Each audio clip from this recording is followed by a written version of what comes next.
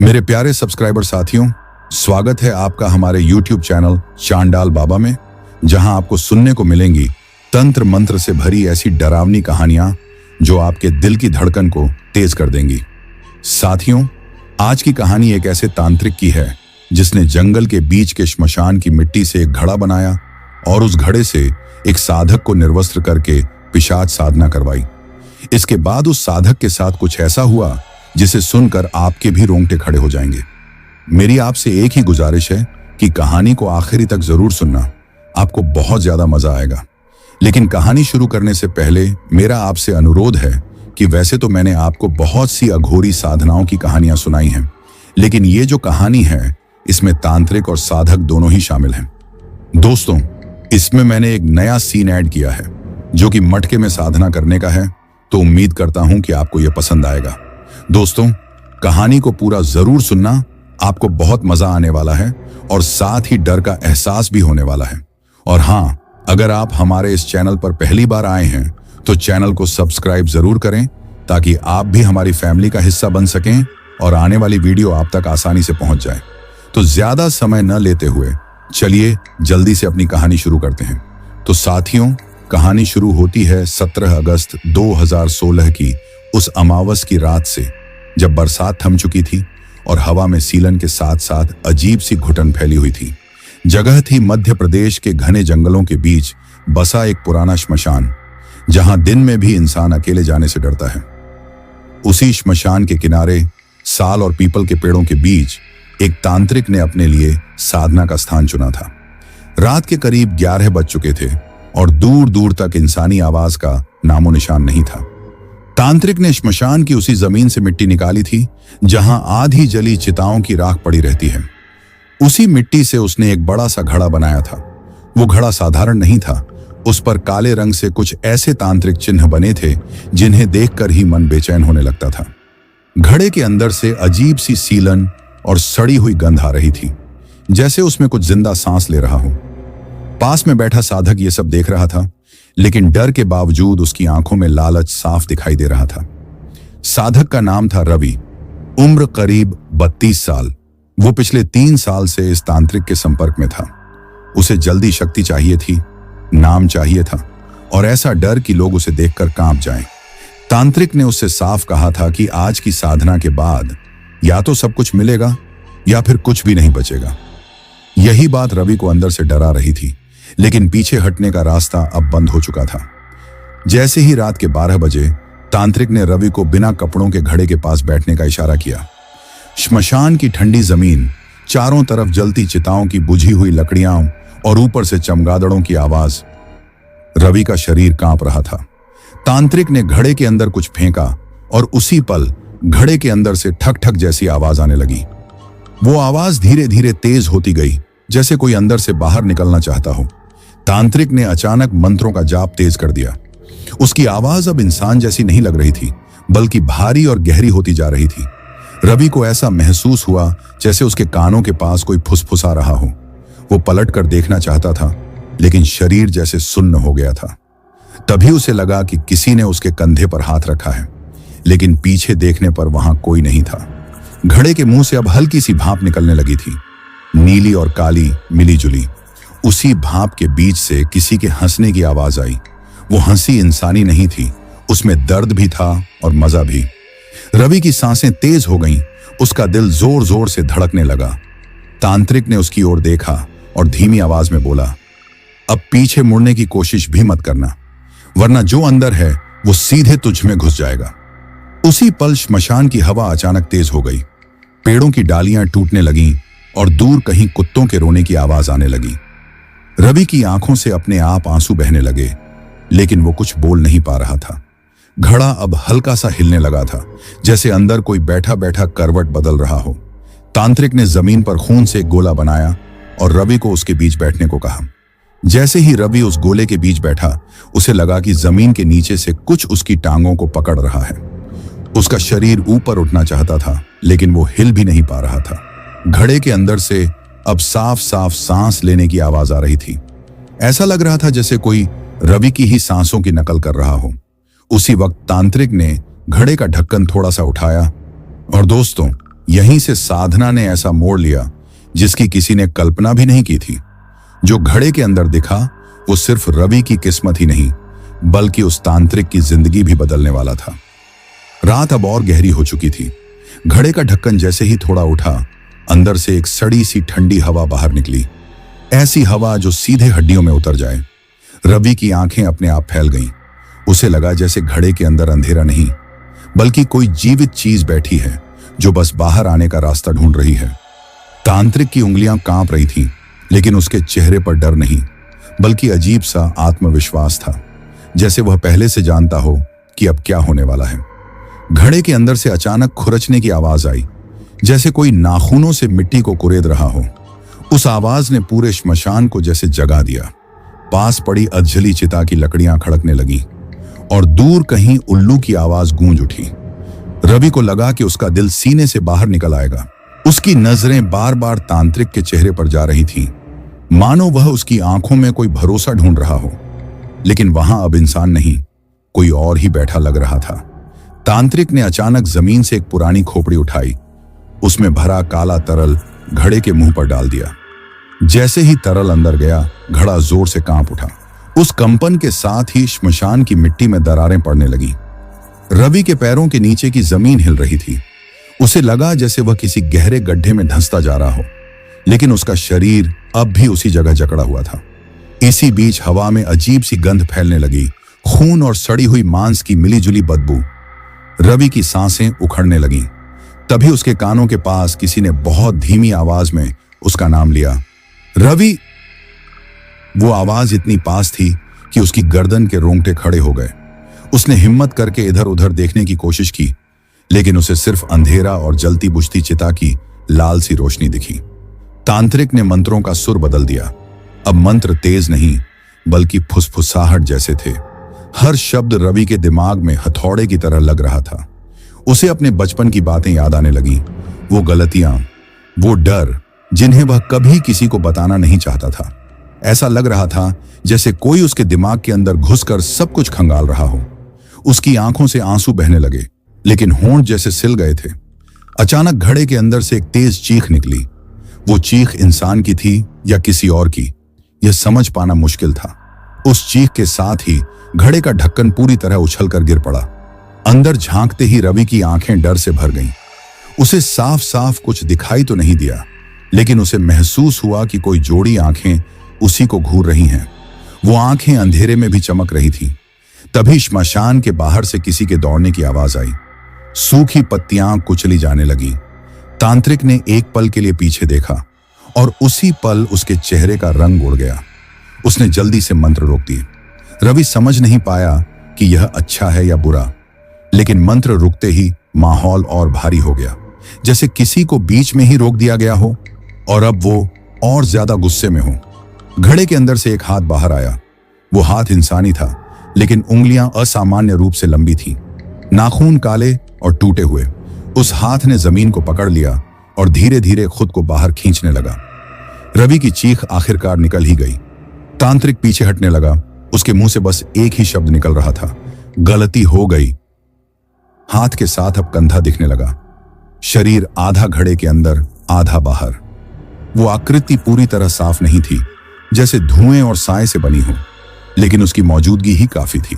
श्मशान की सारी आवाजें अचानक बंद हो गई। न हवा, न पक्षी, न पत्तियां, बस एक भयानक सन्नाटा। उसी पल दूर से आती दौड़ने की आवाज साफ हो गई। 2 लोग टॉर्च लिए श्मशान की ओर बढ़ रहे थे। शायद गांव के लोग थे या कोई और। तांत्रिक ने उन्हें देखते ही जोर से चिल्लाया कि आगे मत आना, लेकिन उसकी आवाज अब कमजोर लग रही थी। वो साया सी आकृति धीरे धीरे घड़े से बाहर निकल रही थी और उसकी नजरें अब उन आती हुई रोशनियों पर थीं। रवि को लगा कि अब सब खत्म हो जाएगा। उसका शरीर अचानक हल्का सा ढीला पड़ा, जैसे किसी ने उसे छोड़ दिया हो। वो जमीन पर गिर पड़ा, हांफता हुआ। लेकिन डर अभी गया नहीं था, क्योंकि अब उसने साफ महसूस किया कि वो चीज पूरी तरह बाहर आ चुकी है और श्मशान में जो भी मौजूद है वो अब उसके साथ अकेला नहीं है। और यहीं से उस रात की कहानी ने ऐसा रास्ता पकड़ा जिसके बारे में गांव के लोग आज भी फुसफुसाकर बात करते हैं। उस श्मशान में उस रात क्या क्या हुआ, कौन बचा और कौन नहीं, ये सब धीरे धीरे सामने आया। लेकिन सच्चाई इतनी डरावनी थी कि हर कोई उसे सुनने की हिम्मत नहीं कर पाया। रवि जमीन पर पड़ा हाँफ रहा था। उसकी छाती ऐसे ऊपर नीचे हो रही थी जैसे अभी फट जाएगी। उसकी आंखें उस आकृति पर टिकी थीं जो अब पूरी तरह घड़े से बाहर आ चुकी थी। वो न पूरा आदमी लग रहा था न कोई जानवर। उसका शरीर धुएं और राख से बना सा था, लेकिन हर हरकत में वजन था, जैसे वो सच में वहां मौजूद हो। उसके पैर जमीन को छू रहे थे और जहां जहां वो कदम रखता वहां मिट्टी काली पड़ जाती। तांत्रिक पीछे हटते हटते एक अधजली चिता से टकरा गया। उसका संतुलन बिगड़ा और वो वहीं बैठ गया। उसके मुंह से मंत्र नहीं बल्कि टूटी फूटी सांसें निकल रही थीं। उसने जिंदगी में न जाने कितनी साधनाएं की थीं, लेकिन यह पहली बार था जब उसके चेहरे पर डर साफ दिख रहा था। वो बार बार अपनी माला पकड़ रहा था, जैसे उसी में उसकी आखिरी उम्मीद बंधी हो। उसी पल श्मशान के गेट की ओर से टॉर्च की रोशनी और पास आ गई। 2 आदमी थे, गांव के चौकीदार। शायद उन्होंने आवाजें सुनी थीं। जैसे ही उन्होंने उस आकृति को देखा, दोनों वहीं रुक गए। एक चौकीदार के हाथ से टॉर्च छूटकर जमीन पर गिर पड़ी। रोशनी इधर उधर नाचने लगी और उसी हिलती रोशनी में उस साये का चेहरा पहली बार साफ दिखा। उसका चेहरा अधजला था, एक आंख अंदर धंसी हुई और दूसरी अजीब तरह से चमकती हुई। होंठ नहीं थे, बस खुले दांत जो लगातार किसी बात पर बड़बड़ा रहे थे। आवाज साफ नहीं थी, लेकिन ऐसा लग रहा था जैसे वो किसी को पुकार रहा हो। रवि को अचानक एहसास हुआ कि वो बड़बड़ाहट उसी का नाम ले रही है। एक चौकीदार चीखता हुआ पीछे भागा, लेकिन उसके कदम लड़खड़ा गए। जैसे ही वो मुड़ा, उस आकृति की गर्दन अजीब तरीके से घूमी और उसकी नजर सीधे उस पर जा टिकी। हवा में एक तेज सीटी सी गूंजी और अगले ही पल चौकीदार जमीन पर गिर पड़ा। वो बेहोश हुआ या मर गया, कोई नहीं जान पाया। दूसरा चौकीदार डर के मारे वहीं जड़ हो गया। तांत्रिक ने किसी तरह खुद को संभाला और खड़े होने की कोशिश की। उसने कांपती आवाज में मंत्र पढ़ना शुरू किया, लेकिन शब्द सही नहीं निकल रहे थे। हर मंत्र के साथ वो साया और पास आता जा रहा था। अब उसके और तांत्रिक के बीच बस कुछ ही कदमों का फासला रह गया था। रवि ये सब देख रहा था, लेकिन उसका शरीर जैसे किसी और के कंट्रोल में था। अचानक उस आकृति ने हाथ उठाया। हवा में एक अजीब सी ठंड फैल गई। श्मशान में रखी राख उड़कर रवि के चेहरे पर आ गिरी। उसकी आंखें जलने लगीं। उसी राख के बीच उसे अपने सामने कुछ चेहरे दिखने लगे। वो चेहरे जिन्हें वो पहचानता था, उसका पिता, उसकी माँ, वो लोग जिन्हें उसने धोखा दिया था, सब उसे घूर रहे थे। तांत्रिक ने जोर से चिल्लाकर एक आखिरी मंत्र बोला और जमीन पर अपनी उंगली से एक रेखा खींच दी। जैसे ही रेखा पूरी हुई, जमीन से हल्की सी रोशनी निकली। साया एक पल के लिए रुका। वो रुकना ही सबसे डरावना था। उसकी आंखें और तेज चमकने लगीं, जैसे वो गुस्से में हो। उसी वक्त जंगल की ओर से ढोल जैसी आवाज आई। दूर कहीं कोई तांत्रिक अनुष्ठान चल रहा था, या फिर ये बस उस रात का एक और भ्रम था। लेकिन उस आवाज के साथ ही साया पीछे की ओर खिसका। रवि को लगा जैसे उसे सांस लेने की थोड़ी सी जगह मिली हो, लेकिन ये राहत बहुत छोटी थी। साया अचानक मुड़ा और सीधे रवि की ओर बढ़ा। उसके कदम भारी थे। हर कदम के साथ रवि का दिल और तेज धड़कने लगा। वो उठना चाहता था, भागना चाहता था, लेकिन पैर उसका साथ नहीं दे रहे थे। वो बस पीछे सरक सकता था, जैसे कोई जानवर फंस गया हो। साया उसके बहुत करीब आ गया। अब उसकी ठंडी सांसें रवि के चेहरे पर महसूस हो रही थीं। उस सांस में सड़ी हुई गंध थी। साया झुका और रवि को लगा कि अब सब खत्म। लेकिन तभी तांत्रिक ने पीछे से एक मुट्ठी राख उस पर फेंकी। साया चीख पड़ा। वो चीख ऐसी थी जो सीधे दिमाग के अंदर गूंजती है। चीख के साथ ही आसमान में बादल गरज उठे। बिजली चमकी और पूरे श्मशान पर एक पल के लिए उजाला फैल गया। उसी उजाले में रवि ने देखा कि साया पूरी तरह इंसानी नहीं था। उसके शरीर के अंदर और भी चेहरे थे, जैसे कई आत्माएं एक साथ फंसी हों। बिजली खत्म होते ही फिर अंधेरा छा गया, लेकिन अब माहौल पहले से ज्यादा भारी था। हवा रुक सी गई थी। तांत्रिक थक चुका था। उसके घुटने कांप रहे थे। वो जान गया था कि यह साधना उसके बस की नहीं रही। उसी पल श्मशान के पीछे की झाड़ियों में हलचल हुई। किसी के चलने की आवाज आई। इस बार वो गांव वाले नहीं थे। उनकी चाल अलग थी, धीमी लेकिन भरोसेमंद। एक बुजुर्ग आदमी बाहर निकला, हाथ में लकड़ी की लाठी और माथे पर गहरी रेखाएं। उसे देखकर तांत्रिक की आंखें फैल गईं। वो आदमी कोई साधारण इंसान नहीं लग रहा था। बुजुर्ग ने साए को देखा और बिना डरे आगे बढ़ा। उसने रवि की ओर एक नजर डाली, जैसे वो उसकी हालत समझ गया हो। फिर उसने धीमी लेकिन सख्त आवाज में कुछ शब्द बोले। वो शब्द किसी भाषा के नहीं लग रहे थे, फिर भी उनका असर साफ दिख रहा था। साया पीछे हटने लगा, लेकिन उसकी आंखें अब भी रवि पर टिकी थीं, जैसे वो उसे छोड़े बिना जाने वाला नहीं हो। बुजुर्ग ने लाठी जमीन पर मारी। एक तेज आवाज गूंजी और जमीन हल्की सी हिल गई। रवि बेहोशी की हालत में जा रहा था। उसकी आंखों के सामने सब धुंधला हो रहा था, लेकिन बेहोश होने से पहले उसने एक बात साफ महसूस की, यह सब अभी खत्म नहीं हुआ है। जो बुलाया गया है वो पूरी तरह वापस नहीं जाएगा। रवि को होश आया तो उसे सबसे पहले मिट्टी की सौंधी बदबू महसूस हुई। उसकी आंखें भारी थीं, जैसे किसी ने जबरदस्ती बंद कर रखी हों। जब उसने पलकें उठाने की कोशिश की तो सामने धुंधली सी रोशनी दिखी। वो श्मशान नहीं था। ऊपर लकड़ी की छत थी, बगल में दीवार से टंगी पुरानी सी घंटी और जमीन पर सूखे पत्तों की परत। उसका सिर दर्द से फटा जा रहा था और शरीर ऐसा लग रहा था जैसे किसी ने अंदर से निचोड़ दिया हो। उसने करवट लेने की कोशिश की तो किसी ने उसका कंधा पकड़ लिया। वही बुजुर्ग था जो श्मशान में अचानक प्रकट हुआ था। उसकी आंखें शांत थीं, लेकिन उस शांति में भी कुछ ऐसा था जो डर पैदा करता है। उसने धीमी आवाज में कहा, हिल मत, अभी तेरा शरीर पूरी तरह तेरा नहीं है। यह सुनते ही रवि की रीढ़ में सिहरन दौड़ गई। उसने डरते हुए चारों तरफ देखा। वो किसी पुराने आश्रम जैसी जगह लग रही थी, जंगल के बीच, श्मशान से थोड़ी दूरी पर। बुजुर्ग ने उसे पानी पिलाया। पानी का स्वाद अजीब था, थोड़ा कड़वा, थोड़ा धातु जैसा। गले से उतरते ही रवि के पेट में हल्की सी जलन हुई। उसने डरते डरते पूछा, वो चीज? बुजुर्ग ने उसकी बात पूरी नहीं होने दी, बस इतना कहा, वो पूरी तरह नहीं गई है। यह सुनते ही रवि के हाथ कांपने लगे। उसे श्मशान का हर दृश्य एक एक करके याद आने लगा। घड़ा, तांत्रिक, वो साया।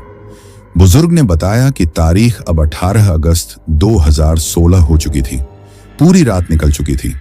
तांत्रिक को गांव वाले उठा ले गए थे, लेकिन उसकी हालत ठीक नहीं थी। वो बार बार कुछ बड़बड़ा रहा था, जैसे कोई उसके कान में लगातार कुछ कह रहा हो। रवि का दिल बैठ गया। उसे लगा जैसे ये सब उसकी वजह से हुआ है। लेकिन इससे पहले कि वो कुछ कह पाता, बाहर से किसी के रोने की आवाज आई।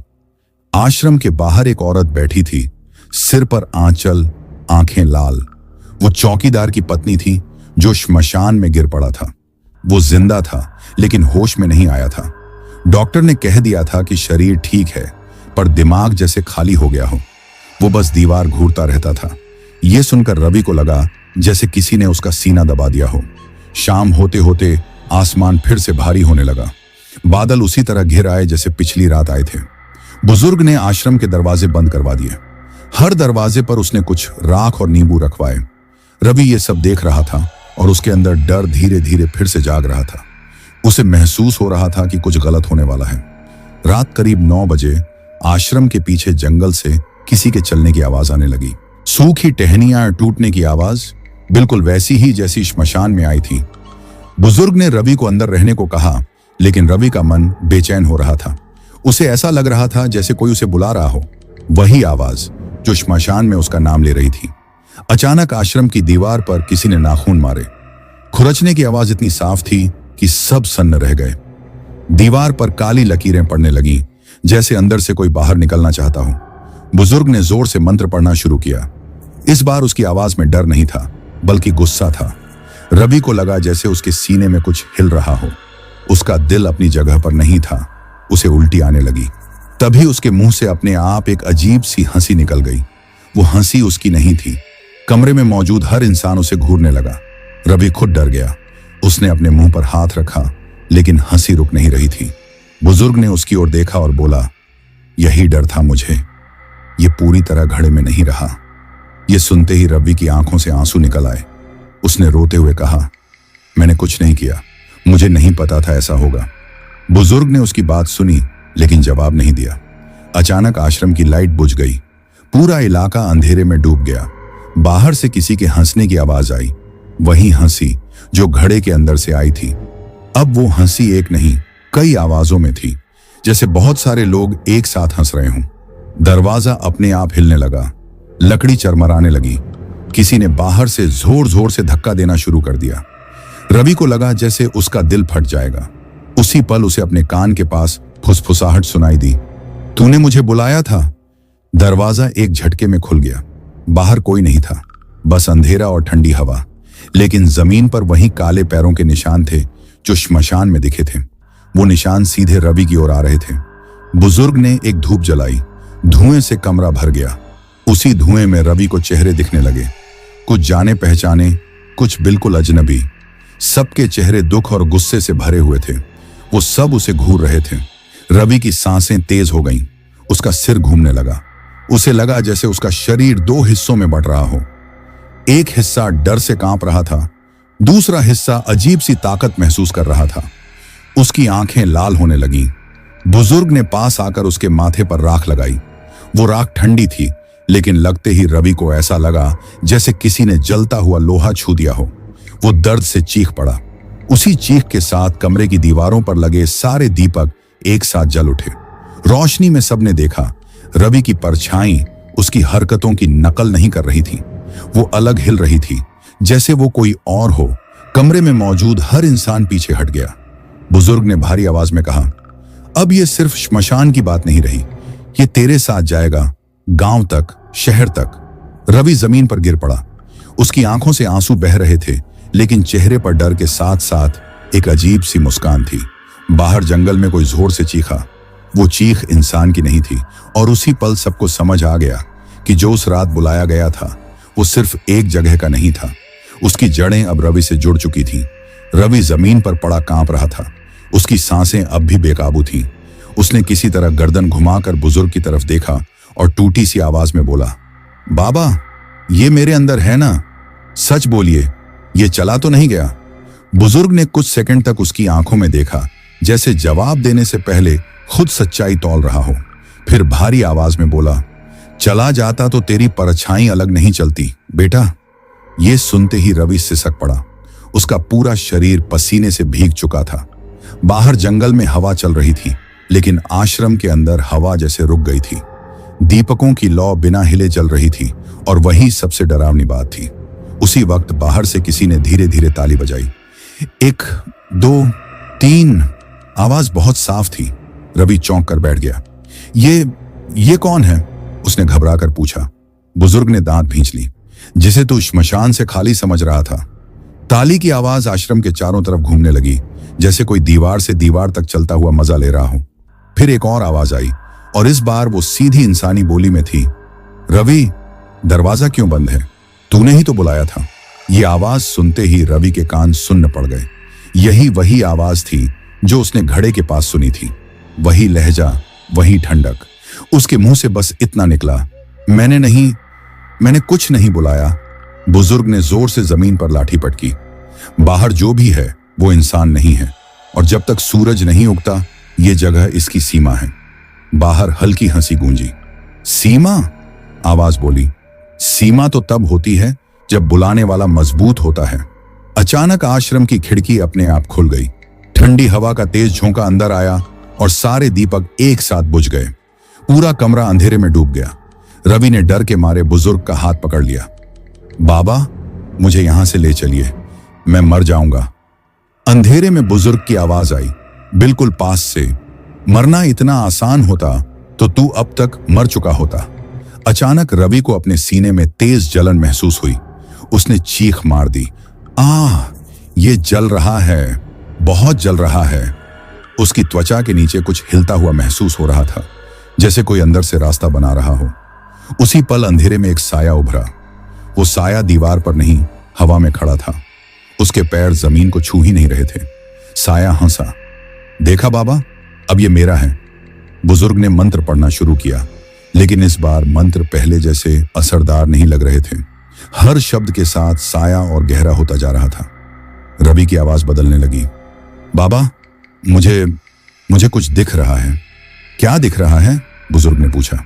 रवि की आंखें खुली की खुली रह गईं। श्मशान, वही घड़ा, और उसमें मैं खुद बैठा हूं। कमरे में सन्नाटा छा गया। साया धीरे धीरे रवि के पीछे आकर खड़ा हो गया। अब उसकी आवाज सीधे रवि के कान में गूंज रही थी। तूने शक्ति मांगी थी, डर मांगा था, अब सब मिलेगा। रवि जोर से चिल्लाया, नहीं, मुझे कुछ नहीं चाहिए, बस मुझे छोड़ दो। साया ठाका मारकर हंसा। छोड़ दिया तो मैं अधूरा रह जाऊंगा। अचानक आश्रम के बाहर से शंख बजने की आवाज आई। वो आवाज बहुत तेज थी, जंगल तक गूंज गई। साया एक पल के लिए रुका। बुजुर्ग ने राहत की सांस ली। आ गए? कौन? रवि ने हांफते हुए पूछा। जिन्हें देर हो गई, लेकिन उम्मीद अभी बाकी है। आश्रम के बाहर अब कई पैरों की आहट थी। मंत्रोच्चार की आवाजें आने लगी। साया पीछे हटने लगा, लेकिन उसकी नजर अब भी रवि पर थी। यह कहानी यहीं खत्म नहीं होगी, उसने फुसफुसाकर कहा। रवि की आंखों के सामने सब धुंधला होने लगा। आखिरी चीज जो उसने सुनी वो बुजुर्ग की आवाज थी। अगर बचना है तो जो देखा है उसे कभी मत भूलना। और फिर अंधेरा।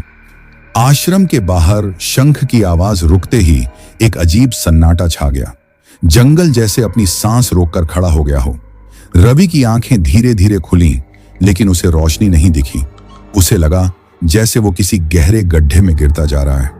चारों तरफ सिर्फ आवाजें थीं, फुसफुसाहटें, रोने की धीमी चीखें और कहीं दूर से आती हंसी। उसने डरते डरते कहा, बाबा, आप यहीं हैं ना? लेकिन जवाब में सिर्फ उसकी ही आवाज गूंज कर वापस आई। अचानक उसे अपने पैरों के नीचे जमीन महसूस हुई। उसने नीचे देखा, वो श्मशान में खड़ा था। वही जगह, वही अजली चिताएं, वही काला घड़ा। लेकिन इस बार वो अकेला नहीं था। उसके चारों तरफ बहुत से लोग खड़े थे, सब निर्वस्त्र, सबकी आंखें खाली। कोई उसे घूर रहा था, कोई जमीन में देख रहा था। उनमें से एक ने धीरे धीरे सिर उठाया। उसका चेहरा आधा जला हुआ था। तू भी आ गया, उसने कहा। रवि पीछे हटा। ये सपना है, ये सपना है। लेकिन तभी उसे अपने हाथ पर जलन महसूस हुई। उसने देखा, उसकी त्वचा पर वही काले निशान उभर रहे थे जैसे घड़े पर बने थे। एकदम से सब लोग एक साथ हंस पड़े। वो हंसी इतनी तेज थी कि उसके कानों से खून निकलने लगा। उसी पल उसे जोर से झटका लगा और वो चीखता हुआ उठ बैठा। वो फिर से आश्रम में था, पसीने से भीगा हुआ, कांपता हुआ। उसके सामने बुजुर्ग बैठे थे, लेकिन इस बार उनके साथ 3 और लोग थे। सबके माथे पर राख लगी थी और आंखों में गहरी नींद न होने की थकान साफ दिख रही थी। ये अभी भी अंदर जाता आता है, उनमें से एक ने कहा। हाँ, बुजुर्ग ने भारी आवाज में जवाब दिया। अब ये सिर्फ शरीर नहीं, रास्ता बन गया है। रवि ने घबरा कर पूछा, रास्ता किसके लिए? कोई कुछ नहीं बोला। बाहर अचानक तेज बारिश शुरू हो गई। पानी की बूंदें छत पर ऐसे गिर रही थीं जैसे कोई लगातार पत्थर मार रहा हो। हर बूंद के साथ आश्रम की दीवारों पर परछाइयां हिलने लगीं। वो परछाइयां इंसानों जैसी नहीं थीं। उनके हाथ बहुत लंबे थे, गर्दन टेढ़ी और सिर असामान्य रूप से बड़े। रवि ने कांपती आवाज में कहा, ये दीवारों पर क्या है? बुजुर्ग ने बिना देखे कहा, जो अंदर नहीं आ पा रहे वो बाहर खड़े हैं। एक जोर की आवाज के साथ खिड़की टूट गई। ठंडी हवा के साथ काली मिट्टी अंदर आई। उसी मिट्टी में से एक चेहरा उभरा, बस चेहरा, बिना शरीर के।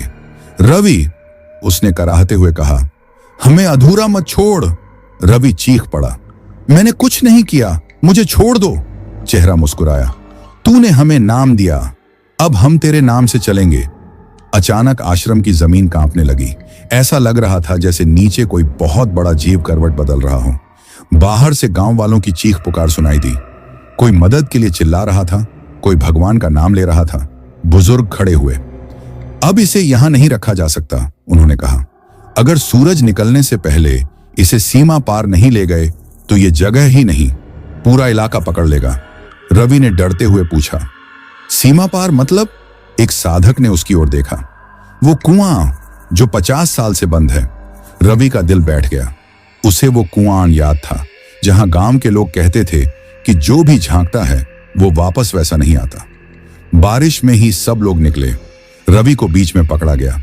जैसे जैसे वो कुएं के पास पहुंच रहे थे, हवा और ठंडी होती जा रही थी। रास्ते में पड़े पेड़ अपने आप हिल रहे थे, जैसे किसी को रास्ता दे रहे हों। कुएं के पास पहुंचते ही रवि के कानों में वही हंसी गूंजी। यहीं छोड़ देगा? आवाज बोली। सोच ले, बाहर दुनिया में मजा ज्यादा है। रवि के कदम रुक गए। एक पल के लिए उसे सच में लगा, अगर वो इसे स्वीकार कर ले तो उसे डर से आजादी मिल जाएगी, ताकत, नाम, सब कुछ। लेकिन तभी उसे चौकीदार की खाली आंखें याद आ गईं। उस औरत का रोता चेहरा। उसने जोर से चिल्लाया, नहीं! कुएं से तेज बदबू निकली। काली हवा ऊपर उठी और सबको पीछे धकेल दिया। बुजुर्ग ने रवि के कान में कहा, अब जो भी सुने देखे, उस पर भरोसा मत करना। कुएं के अंदर से आवाजें आने लगी, रोने की, चिल्लाने की, हंसने की, सब एक साथ। रवि को लगा जैसे उसका सिर फट जाएगा। अचानक उसके मुंह से अपने आप शब्द निकलने लगे, वही मंत्र जो तांत्रिक ने पढ़े थे। सब चौंक गए। रोक इसे! किसी ने चिल्लाया। लेकिन अब रवि खुद नहीं बोल रहा था। उसकी आंखें काली पड़ चुकी थीं। वो कुएं की तरफ बढ़ रहा था, जैसे कोई उसे खींच रहा हो। और तभी जंगल के अंदर से किसी ने जोर से उसका नाम पुकारा। रवि! आवाज इंसानी थी, बहुत जानी पहचानी। रवि का कदम रुक गया। जंगल के भीतर से आई उस आवाज ने जैसे सब कुछ रोक दिया। बारिश की बूंदें हवा में ही ठहर गई हों, ऐसा महसूस हुआ। रवि की सांस अटक गई। यह आवाज कोई अनजानी नहीं थी। यही तो उसके बचपन के दोस्त मोहन की आवाज थी, जो 5 साल पहले इसी जंगल में लापता हो गया था। रवि के होंठ कांपने लगे। उसके दिमाग में सवाल उठने लगे। अगर मोहन मर चुका था तो फिर यह आवाज किसकी थी? और अगर जिंदा था तो इतने साल कहां रहा? मोहन! रवि के मुंह से बस इतना ही निकल पाया।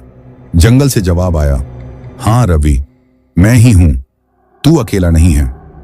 आवाज में अपनापन था, लेकिन उस अपनापन में भी एक ठंडी परत लिपटी हुई थी, जैसे कोई जानबूझकर भरोसा जगा रहा हो। क्या किसी मरे हुए की आवाज भी इतनी असली लग सकती है? बुजुर्ग ने तुरंत रवि का हाथ कसकर पकड़ा। उस तरफ मत देख, उसने फुसफुसाकर कहा। यह वही तरीका है जो सबसे पहले दोस्त बनकर आता है। लेकिन सवाल यह था, अगर यह धोखा था तो रवि का दिल इतनी जोर से क्यों धड़क रहा था? क्यों उसकी आंखों में अपने आप आंसू आ रहे थे? कुएं के अंदर से फिर आवाजें उठी, इस बार रोने की, बच्चों के रोने की, औरतों की सिसकियों की। क्या तुमने कभी एक साथ इतनी सारी आवाजें सुनी हैं जो दिमाग के अंदर घुसकर उसे खुरचने लगे? रवि ने अपने कान ढक लिए, लेकिन आवाजें अब अंदर से आ रही थीं। देख! वही ठंडी आवाज फिर बोली, ये सब अधूरे हैं और तू भी। क्या सच में कोई अधूरापन इतना बड़ा हो सकता है कि इंसान अपनी जान तक दांव पर लगा दे? अचानक रवि की नजर अपने हाथों पर पड़ी। उसकी उंगलियां काली पड़ रही थीं, जैसे स्याही नसों में फैल रही हों। हर उंगली पर कोई ना कोई चेहरा उभर रहा था, चीखता हुआ, तड़पता हुआ। रवि ने हाथ झटक कर पीछे खींचे। हटा लो इसे मुझसे! वो चिल्लाया। लेकिन किससे कह रहा था वो? अपने आप से या उस चीज से जो अब उसका हिस्सा बन चुकी थी? उसी पल कुएं के पास खड़े एक साधक ने अचानक उल्टी करनी शुरू कर दी। उल्टी में सिर्फ खाना नहीं था, उसमें काले बाल और राख थी। उसने घबराकर कहा, ये हमें देख रहे हैं, सब हमें देख रहे हैं। किसने? कुएं के अंदर वाले या जंगल के बाहर वाले? बारिश तेज हो गई, बिजली चमकी। उस एक पल की रोशनी में रवि ने देखा, कुएं के अंदर कोई गहराई नहीं थी, बस एक सीधा अंधेरा, जैसे नीचे कुछ है ही नहीं। लेकिन फिर सवाल उठता है, अगर कुछ नहीं है तो आवाजें कहां से आ रही हैं? बुजुर्ग ने जमीन पर एक बड़ा सा गोला बनाया और रवि को उसके अंदर खड़ा कर दिया। अब जो भी देखे, जो भी सुने, उस पर सवाल करना, उसने कहा। क्या तुम सवाल कर पाओगे जब डर तुम्हारी सांसों पर बैठा हो? गोले के बाहर खड़े साधकों ने एक साथ मंत्र शुरू किए। मंत्रों की आवाज के साथ ही जंगल में अजीब हरकत होने लगी। पेड़ों की छाल खुद ब खुद उतरने लगी। जमीन से कीड़े बाहर आकर भागने लगे। हवा में सड़ी हुई मिठास फैल गई। क्या कभी मिठास भी इतनी डरावनी लग सकती है? रवि को लगा जैसे उसकी पीठ पर किसी ने नाखून गड़ा दिए हों। उसने पीछे मुड़कर देखने की कोशिश की, लेकिन उसका सिर भारी हो गया।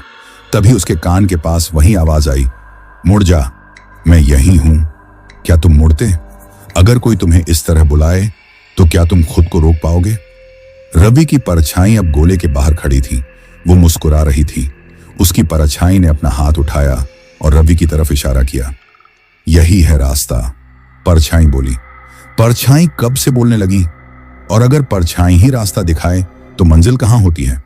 अचानक गांव की तरफ से जोर जोर से शोर आने लगा। लोग चिल्ला रहे थे, कुत्ते पागलों की तरह भौंक रहे थे। किसी ने दूर से आवाज दी, श्मशान जल रहा है। रवि का दिल बैठ गया। श्मशान, वही जगह जहां से ये सब शुरू हुआ था। क्या आग सब कुछ जला देगी या किसी को और मजबूत कर देगी? बुजुर्ग का चेहरा पहली बार सच में डर से भरा दिखा। अगर श्मशान पूरी तरह जाग गया, उसने कहा, तो इसे कोई नहीं रोक पाएगा। तो फिर सवाल यह है, जिसे रोका नहीं जा सकता उसे बांधा कैसे जाता है? रवि के अंदर कुछ हंसा। वो हंसी उसके गले से निकली, लेकिन आवाज उसकी नहीं थी। देर हो गई है, आवाज बोली। क्या वाकई देर हो चुकी थी या अभी भी कोई रास्ता बचा था? कुएं से अचानक एक हाथ बाहर आया, फिर दूसरा, फिर एक के बाद एक कई हाथ, सब अलग अलग उम्र के, अलग अलग आकार के। किसी के नाखून टूटे हुए, किसी की उंगलियां जली हुई। क्या तुमने कभी सोचा है, अगर सब अधूरे एक साथ बाहर आ जाएं, तो दुनिया का क्या होगा? रवि की आंखों से खून की पतली धार निकल आई। उसने आखिरी ताकत लगाकर चिल्लाया, अगर मैं रास्ता हूं तो इसे यहीं खत्म करो। लेकिन क्या रास्ते खुद तय करते हैं कि उन्हें कहां खत्म होना है? जंगल में एक बार फिर वही आवाज गूंजी, मोहन की आवाज। रवि, अगर तू बच गया तो क्या तू सच बता पाएगा? यह सवाल हवा में लटक गया। और शायद अब यह सवाल सिर्फ रवि का नहीं था, शायद यह सवाल तुम्हारा भी है। श्मशान की उस काली रात में आग की लपटें धीमी पड़ चुकी थीं, लेकिन हवा में जलती हड्डियों की बदबू अब भी तैर रही थी। मैं चुपचाप खड़ा था और सामने बैठे तांत्रिक को देख रहा था, जिसकी आंखें आग की तरह चमक रही थीं। उसने भारी आवाज में कहा, डर लग रहा है? मैंने हिम्मत जुटाकर जवाब दिया, डर तो लग रहा है बाबा, पर सच जानना उससे बड़ा है। उसकी हंसी अचानक गूंज उठी, ऐसी हंसी जैसे किसी सूखे कुएं में पत्थर गिरा हो। उसी पल पीछे से किसी के पैरों की आहट आई। मैंने मुड़कर देखा तो एक बूढ़ा आदमी लाठी टेकता हुआ आ रहा था। उसके कपड़े फटे थे और आंखें सफेद। वह बुदबुदाया, मत सुनो इसकी बातें, ये श्मशान की भाषा है। तांत्रिक ने उसकी ओर घूरते हुए कहा, तू अब भी जिंदा है, यही सबसे बड़ा पाप है। बूढ़ा हंस पड़ा और उसकी हंसी के साथ ही हवा में ठंडक फैल गई। अचानक पास की एक अजली चिता से आवाज आई, जैसे किसी ने कराहते हुए मेरा नाम लिया हो। मेरा शरीर सिहर गया। तांत्रिक ने जमीन पर त्रिशूल गाड़ते हुए कहा, अब खेल शुरू हुआ है। उसी समय अंधेरे से एक औरत निकली। उसके बाल बिखरे थे और आंखों से काला पानी बह रहा था। उसने मेरी ओर देखकर कहा, तू यहां क्यों आया है? मैं कुछ बोल नहीं पाया, मेरी आवाज गले में अटक गई। औरत के पीछे से एक बच्चा दिखा, जिसके चेहरे पर अजीब सी मुस्कान थी।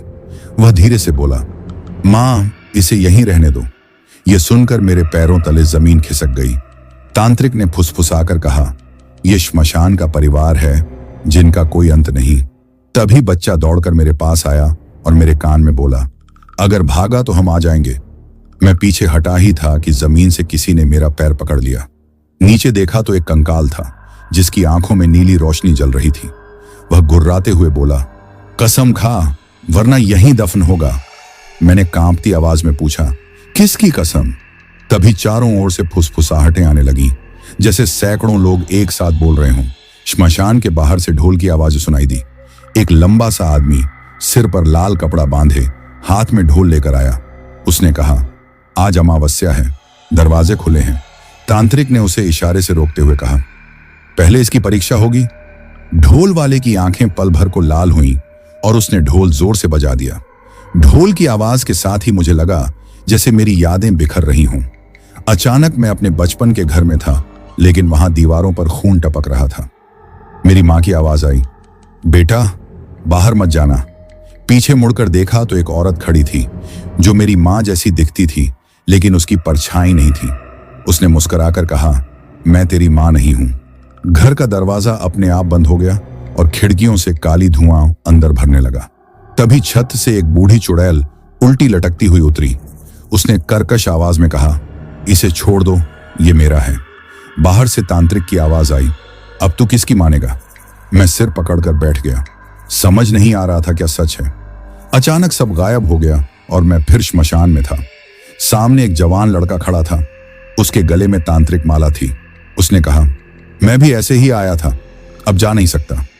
उसकी आंखों में आंसू थे। उसने मेरा हाथ पकड़ा और फुसफुसाया, अगर मौका मिले तो भाग जाना। तभी उसके पीछे से किसी ने उसका सिर पकड़कर मोड़ दिया और एक तेज छटक की आवाज आई। अंधेरे से एक साध्वी निकली, सफेद कपड़ों में, लेकिन उसके पैरों में छाया नहीं थी। उसने शांत स्वर में कहा, डर ही इनका भोजन है। तांत्रिक ने हंसकर कहा, तो फिर इसे भूखा छोड़ दे। साध्वी ने मेरी ओर देखकर पूछा, तू सच में निकलना चाहता है? मैंने सिर हिलाया। उसने आंखें बंद की और मंत्र बुदबुदाने लगी। मंत्रों के साथ ही जमीन फटने लगी और अंदर से आग निकल आई। आग के बीच से एक विशाल साया उठा जिसके सींग थे और आवाज गड़गड़ाहट जैसी। उसने कहा, मेरा नाम मत लेना। तांत्रिक ने जमीन पर सिर टेक दिया। साध्वी पीछे हट गई। मुझे लगा अब सब खत्म है। तभी साया मेरी ओर झुका और बोला, कहानी अभी बाकी है। हवा अचानक ठंडी पड़ गई और साया गायब हो गया। उसकी जगह एक साधारण सा आदमी खड़ा था, जैसे कोई मुसाफिर। उसने मुस्कुराकर कहा, डरो मत, मैं भी फंसा हुआ हूं। उसके पीछे से श्मशान की घंटी बजने लगी। तांत्रिक ने चिल्लाकर कहा, इसे मत सुनो। लेकिन मेरे कानों में वही आवाज गूंज रही थी, रास्ता है पर कीमत चुकानी होगी। तभी पास के पेड़ से किसी औरत की हंसी आई। ऊपर देखा तो एक और नया चेहरा, आंखों में आग, पेड़ की टहनी पर बैठा था। उसने ताली बजाकर कहा, वाह नया खिलाड़ी। ढोल वाला फिर से ढोल बजाने लगा। चारों ओर साए घूमने लगे। हर तरफ से अलग अलग आवाजें, अलग चेहरे, अलग कहानियां। मैंने खुद से कहा, हिम्मत रख। तभी एक छोटा सा बच्चा फिर सामने आया, लेकिन अब उसकी आंखें सामान्य थीं। उसने मासूमियत से पूछा, तुम वापस जाओगे? मैं कुछ बोल पाता उससे पहले पीछे से किसी ने मुझे धक्का दे दिया। मैं गिरा और अंधेरा छा गया। अंधेरे में किसी की सांसें मेरे बहुत पास थीं। धीरे धीरे आंख खुली तो मैं एक सुरंग में था। दीवारों पर अजीब चित्र बने थे जिनमें लोग जलते, रोते, हंसते दिख रहे थे। सामने एक अधेड़ औरत खड़ी थी, हाथ में दिया लेकर। उसने कहा, हर कदम पर नया डर मिलेगा। मैंने पूछा, अंत कहाँ है? वह मुस्कुराई, अंत नहीं, बस रास्ते बदलते हैं। सुरंग के मोड़ पर एक और आदमी मिला जिसकी आंखों पर पट्टी थी। उसने कहा, मैं भविष्य देख चुका हूं। मैंने डरते हुए पूछा, मेरा भी? वह हंसा, तुम्हारा भविष्य हर कदम बदल रहा है। तभी दीवार से एक हाथ निकला और उसे खींच ले गया। उसकी चीख सुरंग में गूंजती रह गई। मैं आगे बढ़ता गया। हर मोड़ पर नया चेहरा, नई आवाज। कहीं कोई पुकारता, इधर आओ। कहीं कोई फुसफुसाता, पीछे मुड़ जाओ। मुझे समझ आ गया था कि यह जगह कहानियों से बनी है और हर कहानी मुझे और गहरे खींच रही है। दूर से फिर वही आवाज आई, कहानी खत्म मत होने देना। रवि ने गहरी सांस खींची और सामने खड़ी लड़की को देखा। बालों में कोयले के निशान, आंखों में थकान और चेहरे पर जवाब तलाशने जैसा भय। उसने धीरे से कहा, मैं नेरा हूं, तुमको बुलाने वाले लोगों में से नहीं हो। कम से कम मैं उसे नहीं जानती। रवि ने हकलाते हुए पूछा, तुम यहां कैसे? नेरा ने टस से मस हुए स्वर में अपनी आंखें झुकाईं और बोली, यहां कैसे नहीं, ये जगह इंसानों की राहें काटकर उनके नाम उगाती है। पर अगर तुम सच में भागना चाहते हो तो मुझे अभी साथ चलना होगा। नेरा की बात में घबराहट भी थी और किसी पुराने भरोसे का अवशेष भी। उसकी आवाज सुनकर रवि के सीने में उम्मीद और डर दोनों एक साथ जाग उठे। जंगल की कच्ची पगडंडी किनारे एक पुराना मछुआरा बैठा मिला। गीले जाल उसके घुटनों पर बंधे थे और आंखों में नदी जैसा ठंडा अक्स था। उसने एक पत्थर उछालते हुए कहा, कहानी सुनने आए हो तो सुनो। पानी भी झूठ बोलता है, पर गहरे में जो रहता है वही सच्चा होता है। रवि ने पूछा, क्या तुमने कभी मोहन देखा था? मछुआरे ने जाल ठीक करते हुए गर्दन घुमाकर देखा और बोला, मोहन? उस लट डके की हंसी अब नदी के तले पड़ी है और हंसी सुनो तो अक्सर तुम्हें घर बुलाती है। उसकी टूटी फूटी हंसी में कुछ समझ का इंतजार था, जैसे कोई शांत समझौता जिसने बहुत कुछ सहा हो। एक छोटा लड़का अचानक झाड़ियों से निकला, गोरा चेहरा, गीली पगड़ियां और आंखों में खेल भाव, पर आवाज में बेमतलब की पुरानी ठंडक। उसने हाथ पकड़कर कहा, चलो खेल खेलते हैं, खो जाओ, फिर हम तुम्हें ढूंढ लेंगे। रवि का दिल तड़क गया। बच्चे की मासूमियत में कहीं परछाई बैठी थी। नेरा ने लड़के की तरफ देखा और हंसते हुए जरा कठोरता से बोली, तुम्हारे खेल में धोखा है छोटू, इस बार कोई नहीं खेलेगा। लड़के के होंठ कांपे, फिर वह खामोश हो गया, पर उसकी आंखें अभी भी चाह रही थीं, कुछ पाने की और कुछ लौटाने की। रस्ते पर एक कमीज फटी, आंखों में डर और हाथ में कागज वाला एक व्यक्ति मिला। गांव का चौकीदार रमेश था। उसके चेहरे पर धूल और थकान, आवाज में कटुता थी। शमशान की आग अभी बुझी नहीं। लोग दहशत में हैं, कुछों के घर खाली मिल रहे हैं और कुछों की आह भी। रवि ने पूछा, क्या तुमने तांत्रिक को देखा? रमेश ने धीरे धीरे कहा, उसका चेहरा दिखा, पर वो अब मेरा नहीं लगता, जैसे छुपा था और अब उजागर हुआ है। बच्चों सुनो, अगर रात गहराई तो चिल्लाओ मत। चिल्लाने पर जो आता है वो तुम्हें ही ढूंढता है। उसकी सख्ती में डर छिपा था और रवि को महसूस हुआ कि अब गांव की हदें भी ध्वस्त हो रही हैं। एक बूढ़ी दाई हाथों में कड़वे जड़ी बूटियों का बंडल लिए गली के मोड़ पर खड़ी मिली। उसने रवि के कांधे पर नम्रता से हाथ रखा और बोली, नाम देना आसान है, नाम से बाहर आना मुश्किल। ये राख बस तुम्हें थोड़ी देर की राहत दे सकती है। उसने एक छोटे लटकन में राख भर कर दिया और थपथपाते हुए कहा, राख को जलाकर रखो, पर अपनी यादों को जला नहीं पाओगे। उसकी आंखों में उन पीढ़ियों का बोझ था जिन्होंने कभी अपनी खुशियां भी यहां दफनाई। रवि ने लटकन पकड़कर देखा। उसकी उंगलियों को अचानक ठंडक ने छू लिया, जैसे राख ने कुछ यादें जगा दी हों। गांव की एक पढ़ाई लिखाने वाली औरत लता अचानक हंसते हुए निकली, पर हंसी में असर थी जैसे रोना छुपा हो। उसने कहा, मेरे बच्चों ने मुझे रातों में सिसकते हुए कहानियां सुनाई।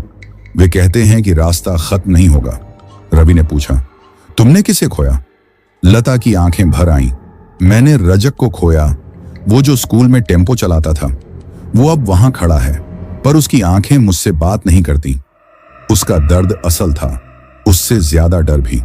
उसने रवि का हाथ थामा और फुसफुसाई, अगर तूने सच कहा तो सुन, लोग भूल जाते हैं पर भूली हुई चीखें कभी नहीं। एक दिनी सा स्वामी बाल खींचे, साधु जैसा नहीं पर भाषा में तेजी लिए आया और कहने लगा, मंत्र बूढ़े हो गए हैं, अब शब्द नहीं कर्म चाहिए। उसने अपनी कमीज की बाजू खींची और घड़े जैसा निशान दिखाया, ठीक वही जो घड़े पर था। स्वामी का चेहरा सख्त था। जिसने द्वार खोला उसने खुद भी इसे बुझाना होगा, बिना चुकाए कुछ नहीं लौटता। उसने रवि की आंखों में टकटकी लगाई और फिर जबरदस्त दृढ़ता से कहा, तू भाग सकता है, पर भागते हुए कुछ पीछे छोड़ेगा। क्या वह तेरे नाम से चिपक कर रहेगा?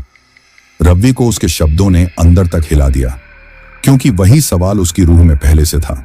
एक शीशे के पास रुकते ही रवि ने अपना प्रतिबिंब देखा, पर प्रतिबिंब उसने नहीं, बल्कि एक बूढ़ा थका हुआ आदमी देखा जो उसके हिस्सों को ले आता हुआ मुस्कुरा रहा था।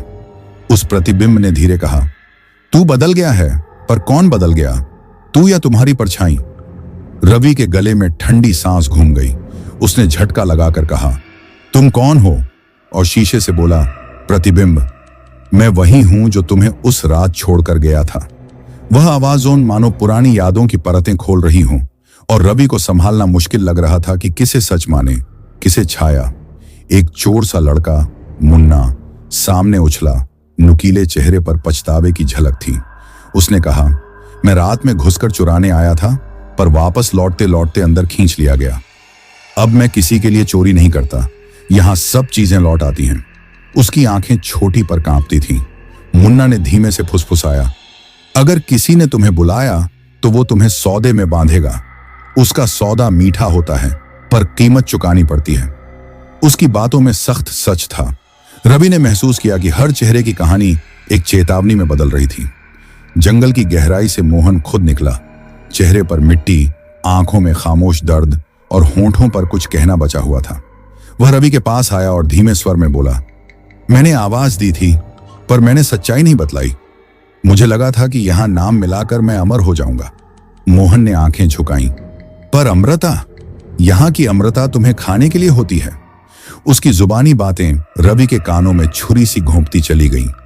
यहां कोई जीत नहीं, सिर्फ दांव थे, और दांव पर जाना आसान नहीं था। खेत के किनारे एक नवयुवती काव्या खड़ी थी, हाथ में स्केचबुक, कांपते हाथों से चित्र बना रही थी। उसने धीरे पूछा, तुम्हें दिखता क्या है? रवि ने कहा, यहां सब कुछ टूटा लगता है। काव्या ने पेंसिल उठाकर घड़े का एक खंड उकेरा और बोली, हर निशान की अपनी कहानी होती है। अगर तुम उसे चित्रों में खोलोगे तो शायद ये शांत हो जाएगा। उसकी आवाज में अजीब आत्मीयता थी। वह आगे बढ़ी और रवि के चेहरे को अपने स्केच में घूरते हुए चिल्लाई, हंसना मत, हर हंसी को यहां से बचाना मुश्किल है। उसका दृढ़ता भरा मंचन ऐसे था जैसे कला भी यहां युद्ध की भाषा बोल रही हो।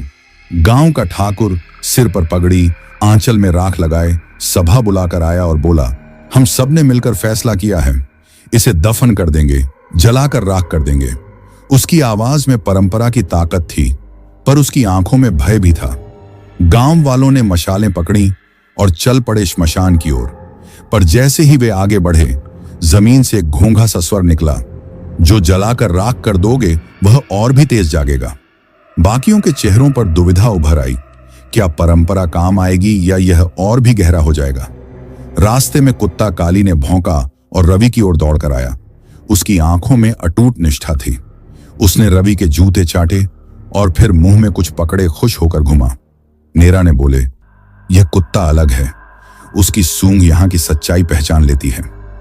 काली ने जमीन पर कुछ खोदा और एक छोटी लकड़ी निकली जिसमें पुराना चिन्ह लगा था, ठीक वैसा सा चिन्ह जो घड़े पर था। नेरा ने उसे उठाकर रवि के हाथ में थमाया और कहा, रख कर चल, पर याद रखना घड़े की तरह निशान भी पकड़ लेते हैं। काली का भरोसा रवि के डर में थोड़ी सी शांति लाया, पर निश्चय नहीं। आखिर में जंगल की ओर से एक परछाई सा अजनबी निकला। काले कपड़ों में, चेहरा आधा छुपा, आवाज भारी पर आकर्षक थी। उसने धीमे से कहा, तुम्हें सौदे का ऑफर मिला था, अब उसे बदलने का मौका भी है। रवि ने कटुता से पूछा, क्या कीमत कम की जा सकती है? अजनबी ने मुस्कुराते हुए सिर हिलाया। कभी कभी कीमत बदल जाती है, पर बदलती नहीं, बस उसका रूप बदलता है। उसकी बात में धोखे की मिठास थी। वह शब्दों से पुराने घावों को और चीरता हुआ चला गया। हवा फिर से गहरी हुई, दूर बिजली चमकी और गांव की छतों पर एक नई सन्नाटे सी लटकी रही। हर नया चेहरा, हर नया सीन रवि की हिम्मत और डर को दोनों बढ़ा रहा था। नेरा ने अचानक कहा, अब हमें चलना होगा। पहले सूर्योदय तक एक जगह पहुंचना है जहां धूप नहीं भूलती। रवि ने खुद से कहा, मैं भागूंगा या लड़ूंगा? पर जवाब हवा ले गई। रास्ता लंबा था और हर मोड़ पर नया किरदार इंतजार कर रहा था। कभी दोस्त की शक्ल, कभी दुश्मन की, पर हमेशा एक और कहानी जोड़ने के लिए तैयार। रवि ने सांस खींचते हुए नेरा की तरफ देखा। उसकी आंखों में जो थकान थी वह अब भरोसे में बदल रही थी। नेरा ने धीमी आवाज में कहा, तुम्हें जो भी रास्ता दिखा उस पर चलो, पर आंखें बंद करके मत चलना। उसने अपनी बांह से रवि का हाथ थाम लिया और फिर नजदीक के पेड़ की छांव में एक छोटी सी छुपी हुई टोपी की ओर इशारा किया। वहां अंदर एक नक्शा है, पुराने वक्त का, उसे पाकर ही आगे बढ़ना। पर याद रखो, नक्शे की कागज पर लिखा सच और दिल में लिखा सच अलग होते हैं। रवि ने नक्शे के बारे में पूछा, पर नेरा ने सिर हिलाकर कहा, पहले पांव फिर पूछना। रास्ते में एक खेतिया मालिक दिखाई दिया। उसका चेहरा मिट्टी से और आंखें थोड़ी खुरदरी सी थीं। उसने रवि को देखते ही फुसफुसाया, आज सुबह खेत में मेरा बैल गायब मिला, पर उसके निशान उल्टे थे। जो अपना था वो अजनबी सा लग रहा था। रवि ने डर कर पूछा, कहां देखा तुमने वो निशान? आदमी ने हाथ से इशारा करते हुए कहा, ठीक वहीं जहां पे मैं बचपन में खेला करता था। वो जगह अब सूनी नहीं रही। आदमी की आवाज में कोई पकड़ी हुई आशंका थी। उसने अपना टोपी कस के रखा और आगे बढ़ गया, पर रवि के अंदर एक अजीब सी ठसक रह गई। रास्ते के मोड़ पर एक छोटी बूढ़ी दादी खड़ी थी। उसने सरकसिए रंग का एक धागा हाथ में पिरो रखा था और आंखों में कहानियों का भार था। वह बोली, जब मेरे नाना छोटे थे तब भी रात को कोई आंचल उड़कर गायब हो जाया करता था। हमने सोचा वह हवा है, पर हवा भी फैसला नहीं करती। दादी ने रवि के कान के पास धीरे से कहा, अगर तुम्हें कोई अपना आवाज दे तो उसकी वजह जानने की कोशिश करो। अक्सर अपनी बातें सुनकर इंसान गिरता नहीं, उठकर भागता है। उसके शब्दों में प्यार और सावधानी दोनों थे। रवि ने दादी से आशीर्वाद लेते हुए उसकी कहा हुई बात को दिल में रख लिया। आगे चलकर एक युवा कुम्हार मिला। उसके हाथ स्याही से सने थे और चेहरे पर थकन। उसने एक टूटे हुए घड़े की टिकिया उठाई और बोला, मैंने ये घड़ा कल खोला था। अंदर से किसी की चीख निकली थी, पर कोई नहीं दिखा। उसकी बात सुनकर रवि की धड़कन तेज हुई। कुम्हार ने गर्दन हिलाकर कहा, हमने जिन चीजों को सजाया था वे अब हमें सजाते हैं। अगर तुमने कोई घड़ा उठाया है तो उसे ध्यान से देखो, और अगर उसमें छाया है तो उसे नाम मत दो। रवि ने बिना कुछ कहे टिका टिकिया लौट कर दी और आगे बढ़ गया। पर उस टिकिए की हल्की खनखन अभी भी उसकी जेब में गूंज रही थी। गांव के मंदिर के पास चौकीदार सरोज दिखाई दिया। उसकी पगड़ी खमीरी, आंखों में थकान पर मुंह में दृढ़ता थी। उसने रवि को टोकते हुए कहा, अमावस की रात के बाद यहां सब कुछ बदला है, पर सबसे मुश्किल यही कि आदमी खुद अपने आप को पहचान नहीं पा रहा। सरोज ने जोर देकर जोड़ा, जो चीज तुमने देखा उसे लिख लो। कल जब तुम सुनोगे तो शब्दों से सच्चाई अलग चमकेगी। रवि ने कहा, मैं लिखता करूंगा। पर जिस पल उसने अपनी जेब में पेन पकड़ा, पेन जैसे खुद ब खुद ठंडा हो गया। एक संकेत कि यहां लिखी हुई बातें हमेशा सुरक्षित नहीं रही। रवि और नेरा जब एक पुरानी कुथरी के पास पहुंचे, वहां एक लड़का कैमरा लिए बैठा मिला। उसका चेहरा तनु, आंखों में उन्मुक्त उत्सुकता थी। उसने रुचि से कहा, मैं रात भर तस्वीरें लेता रहा, पर मेरी तस्वीरों में कुछ बार बार एक ही चेहरा आ जाता है। तुम्हें लगता है वो कौन है? रवि ने पूछा। कैसा चेहरा? तनु ने स्क्रीन दिखाई। तस्वीर में एक मीठी सी परछाई थी। कोई मुस्कुरा रहा था, पर आंखें खाली थीं। तनु ने आत्मविश्वास के साथ कहा, मैं इसे कहानी बनाकर दिखाऊंगा, पर क्या तुम चाहोगे कि लोग ये जाने? रवि ने आंखें सख्त कर लीं। उसने महसूस किया कि हर कोई अपनी अपनी तरह से सच्चाई बेचने की कोशिश कर रहा है। कुथरी के एक कोने में एक मधुर आवाज में कोई गीत गा रही थी। वह गायकनी सविता अपने गले की माला हिलाती हुई बोली, मेरे गीतों में भी कुछ बदला है। कुछ सुर गीत से पहले फुसफुसाकर कहते हैं, लौट आओ। उसने रवि को घूरते हुए कहा, अगर तुमने किसी को बुलाया है, कई बार वह तुम्हें अपनी ही धुन पर नचाता है, पर याद रखो, गीतों में छिपी सच्चाई तुझसे भी पुरजीव मांगती है। सविता की आंखों में एक दबी हुई थकान थी, पर उस थकान में अनुभव का तीखा स्वाद भी था, जैसे किसी ने उसे बार बार वही बात समझाई हो जो अब रवि को समझनी थी। रात गहराती गई और गांव के बाहर से एक साया सा युवक आया। उसका नाम अमित था और वह स्कूल से लौटते समय गायब हुआ था, पर कल वापस आ गया। अमित के हाथ पर पुराने जख्म थे और आवाज में तंग सवाल। उसने रवि से कहा, मैंने जो देखा उसे बताते हुए मेरी आवाज कांपती है, पर तुम्हें जानना चाहिए कि लौटने के बाद मेरे पास कुछ और आ गया है। अमित ने अपनी झेली बाजू दिखाई। वहां छोटे छोटे निशान थे, जैसे किसी ने उसे खास चिन्ह दे दिया हो। मैंने सोचा था कि मैं अकेला हूं, अमित ने फुसफुसाया, पर पता चला कि मैं बस राह में मिला एक और इकाई हूं। उसकी बात ने रवि के भीतर एक अलग सी ठंडक छोड़ी। नीचे नदी के किनारे एक मछुआरा बैठा मिला। उसने पानी की तरफ देखा और बोला, नदी ने कल रात कोई चीज उगल दी। एक छोटी पोटली, उसमें राख रेला और एक पुराना दर्पण था। मछुआरा हंसते हुए बोला, हमने उसे उगला समझकर फेंक दिया, पर नदी की हंसी अब भी कान में टिकी रहती है। रवि ने धीरे पूछ लिया, क्या दर्पण में कुछ दिखा? मछुआरे ने मिर्ची से सिर हिलाया। हाँ, एक चेहरा दिखा, पर वो चेहरा मेरा नहीं था। दर्पण ने मुझे कहा, देखो, पर पूरा मत देखो। उस पल रवि ने जाना कि यहां हर चीज चेतावनी देकर भी फंसा लेती है। रात गहरी थी, पर उस गहरेपन में अब कोई अकेलापन नहीं रहा, सिर्फ कदमों की तेज ठोक ठोक और दिलों की धड़कनें। हम सब कुएं के पास खड़े थे, जहां पहली रात घड़ा फूटा था। वहां की मिट्टी अभी भी थर थर कांप रही थी। नेरा ने मेरी कलाई कसकर पकड़ते हुए फुसफुसाया, यहां सब कुछ तय होता है, जो तुमने मांगा वही वापस मांगेगा। मैंने पूछा, और अगर मैंने मांगा ही ना होता? नेरा ने मेरी आंखों में देखा और बोली, तो भी किसी ने तुम्हें बुला लिया था। हवा में राख उगीली सी खुशबू घुल रही थी, जैसे कोई पुरानी बात अपना बदला लेने आ रही हो। कुइयों के पास बुजुर्ग चेहरे वाला एक नया आदमी खड़ा हुआ। उसकी पीठ झुकी थी, पर नजरों में जज्बा था। वह वही पुराना साधु नहीं था जिसे हम पहले मिले थे। उसके हाथों में एक लोहे की अंगूठी थी, जिसमें घड़े जैसा निशान उकेरा था। उसने आवाज में थकी थकी ताकत से कहा, मैंने नहीं माना कि फिर आना पड़ेगा, पर जो अंधेरा फैला है उसे वापस डालना हमारी जिम्मेदारी है। उसकी बात पर सबकी निगाहें टिकी। वो वही था जिसने पहले गांव के पुराने ग्रंथ पढ़े थे। उसने मेरी ओर देखा और धीमे से कहा, तू आखिरी कदम उठाना होगा। मेरा सीना कांपा, पर कुछ अंदर से उठकर जवाब दिया, करूंगा। फिर वही तांत्रिक दूरी से निकला, पर अब उसकी चाल शहद जैसी नहीं रह गई थी। उसकी आंखों में शर्म और भय दोनों झलक रहे थे। उसकी आवाज में कोई खनक थी। तुम सबको क्या लगता है मैंने खेल खेला था? मैंने उस रात भी सोचा था कि कर्ज चुक जाएगा। नेरा ने उसी के ऊपर करारा जवाब दिया, तूने किसका कर्ज चुकाया? अपनी मां की? अपने बच्चों की या किसी की काली भूख? तांत्रिक ने सिर झुकाया। उसकी आंखों से आंसू गिरे। मैंने भूलकर उसे खोल दिया। अब जो खुला उसे मैं बांध नहीं पाया। उस रिकॉर्डेड दोष के सामने हमारी सहानुभूति गहरी हो गई, पर डर भी, क्योंकि गलती की कीमत अब सबको उठानी थी। कुएं के भीतर अचानक हल्की सी रोशनी फैलने लगी।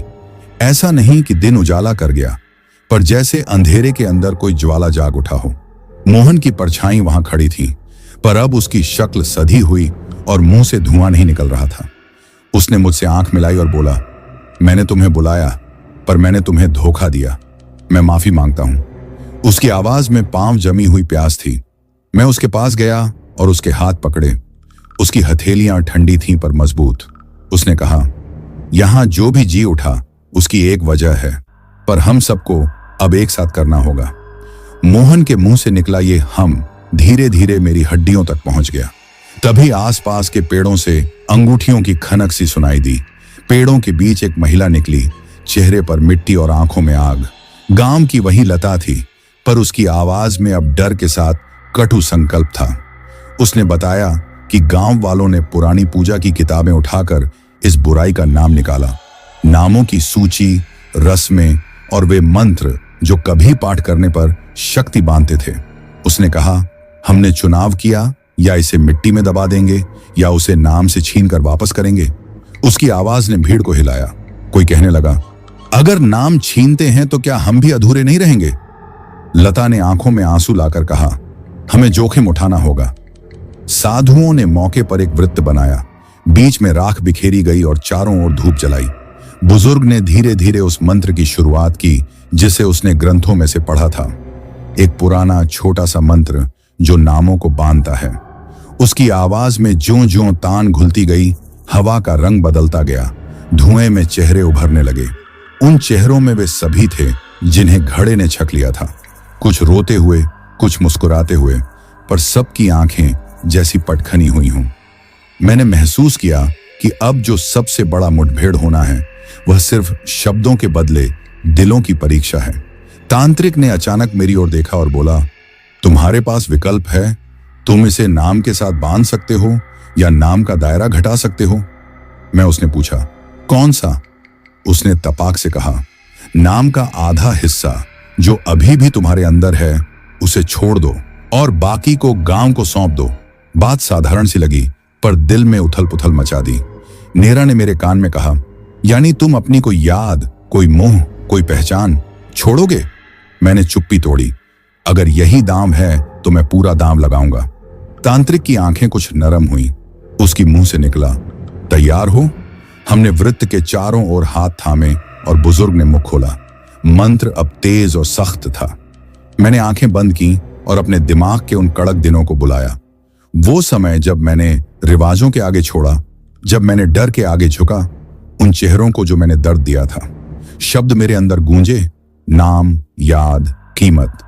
जैसे जैसे नाम मेरे मुंह से निकल रहे थे, मुझे अजीब हल्का सा महसूस हुआ, मानो कुछ दबाव धीरे धीरे हट रहा हो, पर साथ में ठंडी गिरह भी बढ़ रही थी।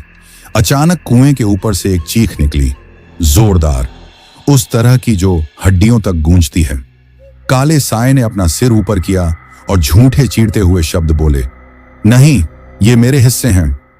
उसकी आवाज अब पहले से भयानक थी, क्योंकि वह सिर्फ टोपी नहीं बल्कि हमारे द्वारा छोड़ी गई छोटी छोटी चाहतें, नाम, डर और अधूरे वादे भी साथ लेकर आ रहा था। नेरा ने जोर से हाँफते हुए कहा, अब या कभी नहीं। मैंने आखिरी शब्द भी कहा और उसी क्षण हवा थम गई, मंत्र थम गए और कुएं से एक भारी सिसक निकली, जैसे किसी ने बहुत बड़े बोझ को छोड़ दिया हो। कुएं से निकली वह सिसक फैक्ट्री सी नहीं थी। वह किसी का बचपन, किसी मां की पुकार, किसी खोई हुई हंसी का मेल थी। और तभी मोहन ने अपनी एक मुट्ठी बीच में रखी और बोला, तुम लोग भूल चुके हो, किसी का नाम छीनना किसी और की जिंदगी छीनने जैसा है। सब चौंके।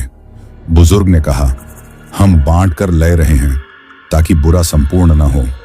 मोहन ने धीमे से कहा, पर इसे बांटने से इसे कई जगह फैलने दोगे। बंद करो इसे पूरा। उसकी सलाह ने उथल पुथल मचाई। किसने सोचा था जीर्ण शीर्ण शहर की हिम्मत इतनी तेजी से घटेगी? तभी उसी पल कुछ समझ में आया। कुएं से निकला साया किसी चीज का टुकड़ा था, एक तरह से टूटा हुआ दैत्य जिसकी पूंछ अब कई हिस्सों में बंट रही थी। नेरा ने अपनी टोपी खोली और कहा, हम इस हिस्से को चीरकर दफन नहीं करेंगे, हमें इसे जोड़ना होगा। सिर्फ नाम वापस लेने से फायदा नहीं, हमें उसे पूरा करना होगा। बात में सादगी थी पर साथ भारी जिम्मेदारी भी। तांत्रिक ने आंखें मलकर कहा, तो जो तुम कर रहे हो सही रास्ता यही है कि जो टूटे उसे जोड़ो ताकि वह पूरा होकर कहीं और न जले। और हमने निर्णय किया, जो बचे उसे मिट्टी में दबाने की जगह हम उसे सहारा देंगे, उसकी आवाज सुनेंगे और उसे शुद्ध करेंगे। अंतिम चरण आते आते दिन की पहली किरण ने कुएं के ऊपर फीकी सी रोशनी फैलाई। हम सब थके मांदे थे पर अंदर एक अलग सी ताजगी थी, जैसे किसी चीज का अंत होकर नया कुछ जन्म ले रहा हो। मोहन ने मुझसे आंखें मिलाकर कहा, अगर तू यह कर लेता है तो याद रख, कीमत कुछ भी हो पर फिर लौटना आसान नहीं होगा। पर जो भी रहेगा वह अब तुम्हारा ही नहीं, सबका होगा। मैंने उसकी बात सुनी और एकदम से उस दर्द को गले लगाया।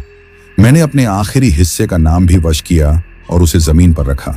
जब मैंने नाम बोला, जैसे मिट्टी ने उसे गूंथा, और क्योंकि मैंने पूरा नाम दे दिया, KUN से निकली आह अब पतली होकर गायब हुई। पर मैंने महसूस किया कि कुछ अंदर टूट गया, कुछ नया जुड़ा। पर जैसे ही हम सब ने राहत के साथ सांस ली, जमीन से एक हल्की सी कंपकंपी सी हुई, जैसे किसी ने चुभन ली हो। कुएं का मुंह धीरे धीरे बंद नहीं हुआ, बल्कि उसकी गहराई में से एक और धीमी हंसी निकली, जो कहीं और फैल कर कानों में गूंजने लगी। नेरा ने मेरी ओर देखा, आंखों में डर और आशा दोनों। हमने ये हिस्सा बांधा, पर सवाल ये है कि बाकी किस किस के पास गया। गांव के पास खड़ी एक झाड़ी से अचानक एक और चेहरा झांका। वह चेहरा था मेरे अपने, पर मेरा चेहरा नहीं, एक और प्रतिबिंब। मोहन ने सर पर हाथ फेरा और बोला, कभी कभी जब तुम एक बुरी चीज काटते हो, उसके टुकड़े नए राह पकड़ लेते हैं। मैं वहीं खड़ा ठिठका रह गया, क्योंकि जीत की मिठास में अब एक नई चिंता की तरह कड़वाहट घुल चुकी थी। और इसी पर हमने फैसला किया, कहानी यहीं खत्म नहीं होगी। हमने उस रात कुछ बचाया, कुछ चिरकाल के लिए रोका, पर हर जीत के साथ एक नई जिज्ञासा आई। जहां हमने नाम कटे, वहां कुछ और नाम जुड़ गए होंगे। नेरा ने धीमे स्वर में कहा, अब हमारा काम शुरू होता है, उन टुकड़ों को ढूंढना जिनमें यह अंधेरा पसर गया। मैंने देखा कि गांव के लोग जो कल तक डर से भागते थे, आज आंखें मिलाकर खड़े थे, क्योंकि वही जीत उन्हें कुछ समय के लिए मिली थी। पर जब सुबह की रोशनी और हमारी थकान मिलकर गांव की गलियों में फैलने लगी, तो एक सवाल हवा में गूंजता रहा, क्या हमने वास्तव में अंधेरा खत्म कर दिया, या हमने उसे बस खामोश कर दिया है? रवि और नेरा ने सूर्योदय से पहले ही गांव के चारों ओर फैल चुके उन टुकड़ों की खोज शुरू की। सबसे पहले वे मंदिर के पास पहुंचे, जहां सरोज चौकीदार ने बताया कि कल रात माई की प्रतिमा के पीछे से कोई काला सा कपड़ा गायब हो गया था। जब उन्होंने खोद कर देखा तो वहां एक छोटा सा मिट्टी का टुकड़ा निकला, जिस पर वही घड़े जैसा निशान था। नेरा का हाथ कांप उठा। उसने धीमे से कहा, यह छोटा टुकड़ा भी अगर जमीन से जुड़ गया तो उसका असर बढ़ेगा। रवि ने टुकड़ा उठाया और उसे अपनी राई की थैली में रख लिया। थैली का वजन अचानक असहज सा हो गया, जैसे किसी की निगाहें उस पर टिक गई हों। रास्ते में एक नया चेहरा मिला, किशोर पढ़ने वाला मोहन का स्कूलमेट, जिसने गांव में लौटकर अपनी आंखों के नीचे गहरे घेरे दिखाए। उसने बताया कि कल रात स्कूल की दीवारों पर बच्चे जैसे खरगोश सी उछलते दिखे थे, और एक बेंच के अंदर से एक छोटा खिलौना निकला, जिसमें भी वही निशान उभरा था। वो खिलौना मेरे छोटे भाई का था, उसने फुसफुसाकर कहा। अब वो हमेशा आत्मघोषणा करता है कि वह अकेला नहीं खेलता। उसकी आवाज में अपराध और आशंका दोनों थे। नेरा ने खिलौना देखा और बोला, हर चीज में एक हिस्सा है, हम उसे इकट्ठा कर रहे हैं, पर इससे पहले कि हम जोड़ें, हमें समझना होगा कि हर टुकड़ा किस किस चीज से जुड़ा है। कुएं के पास लौटते हुए गांव की एक बूढ़ी औरत मिली, भैरवी नाम, जिसने पहले अघोरी साधनाओं के किस्से सुनाए थे। उसने अपनी झुर्रियों भरी हथेली पर राख लगाई और कहा, कभी नेम लेने का मतलब आंखें बंद कर देना नहीं। नाम का अर्थ यादें, वादे और डर हैं। जब तुम इनको वापस लौटा दोगे तो कुछ यादें तुम्हारे साथ ही नहीं रहेंगी। रवि ने उसे पूछा, क्या यह कीमत बहुत बड़ी है? भैरवी ने धीमी सी मुस्कान दी। कीमत अलग अलग होती है, कभी आंखों का रोशनी, कभी गली में एक हंसी, पर जो खोई उसकी भरपाई करनी है। उसकी बात सुनकर रवि को लगा कि शमशान में जो उन्होंने किया उसका असर सिर्फ उस रात तक सीमित नहीं रहेगा, यह गांव की हदों को भी छू चुका था। पहला बड़ा संघर्ष उस पुराने कुएं के पास आया जहां गांव के लोग एकत्र हुए थे। तांत्रिक जो गलती मान चुका था अब लोगों के साथ मिलकर एक विशेष रस्म करने को तैयार था। कुएं में बिखरे हिस्सों को एक साथ लाकर पूरी आकृति बनानी थी और फिर उसे मिट्टी, राख और जल से जोड़कर जोड़ा जाना था। मोहन ने अचानक कहा, हमने इसे काटा था, अब हमें उसे जोड़ना होगा, पर उसकी असल परीक्षा तब होगी जब पूरा नाम कहा जाएगा। नेरा ने अपने बाल पीछे किए और कहा, हम सब एक साथ कहेंगे, पर जो अंतिम शब्द होगा वह रवि का होगा। रवि ने अपनी हथेली में उठा हुआ वह छोटा सा टुकड़ा महसूस किया और सोचा, क्या मेरी एक आवाज से यह बंद हो जाएगा या मैं और खो दूंगा। रूटीन के अनुसार वे पहले उन गांव वालों के पास गए जिनके घरों में टुकड़े मिले थे। खेतिया के आंगन में एक रात पहले से खुला हुआ पुराना अखबार पढ़ा था जिस पर टुकड़े का प्रतीक छपा हुआ था। मछुआरे ने नदी के किनारे से मिले टुकड़ों की बस्ती दिखाई। स्कूल की बेंच के अंदर खिलौने और नोटबुक में निशान थे। हर जगह रवि और टीम को लोगों की कहानियां मिली, किसी की हंसी सुनी, किसी के सपने टूटे। एक बूढ़े राजकुमार की तरह गांव का हर शख्स अपने अपने हिस्से लेकर आया। नेरा ने कहा, हम सबने जो नहीं देखा उसे अब दिखाकर पूरा करेंगे। अगर हम उसे पूरा कर लेते हैं तो शायद उसका भूख कुछ कम होगी। लोगों की आंखों में उम्मीद और डर दोनों झलक रहे थे। अगला दृश्य स्कूल का था, जहां बच्चों की किताबों में हल्की सी लाल स्याही सी नमी थी और क्लासरूम के पीछे पेंटिंग्स की दीवार पर छोटे छोटे चेहरे उभर आए थे। वहां की शिक्षिका लता ने आकर बताया कि बच्चों की कहानियों में अब रातें बहुत बढ़ गई हैं। वे कहने लगे कि अनदेखे दोस्त उन्हें स्कूल बुलाते हैं। रवि ने बच्चों से पूछा, ये दोस्त तुमको क्या कहते हैं? एक छोटी सी लड़की ने धीरे कहा, वे कहते हैं खेल खत्म मत करो, हम तब भी खेलेंगे जब तुम सो जाओगे। रवि ने उस पल महसूस किया कि अगर वे टुकड़ों को जोड़ने में असफल रहे तो वे बच्चे जिनसे आवाजें जुड़ी हैं हमेशा के लिए खो सकते हैं।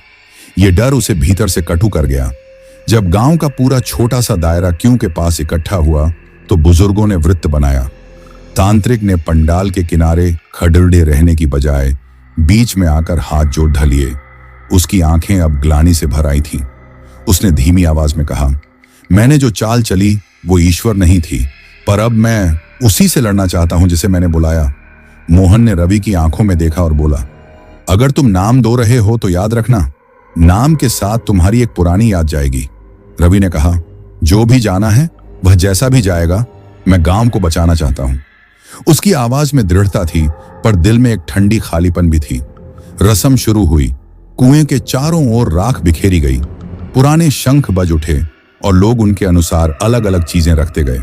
रास्ता, खिलौना, धूप का दिया, मोहन की ठंडी माला। नेरा ने एक छोटे सा भगोना उठाया जिसमें गांव में मिली राखें, बाल और मिट्टी मिलाकर रखी थीं। उसने कहा, हम इसे एक साथ जोड़ेंगे, हर टुकड़ा अपनी जगह पर आएगा और सारे नाम एक साथ गूंजेंगे। बुजुर्ग ने मंत्रों की शुरुआत की और लोग धीरे धीरे वही शब्द दोहराने लगे जो पुराने ग्रंथों में थे।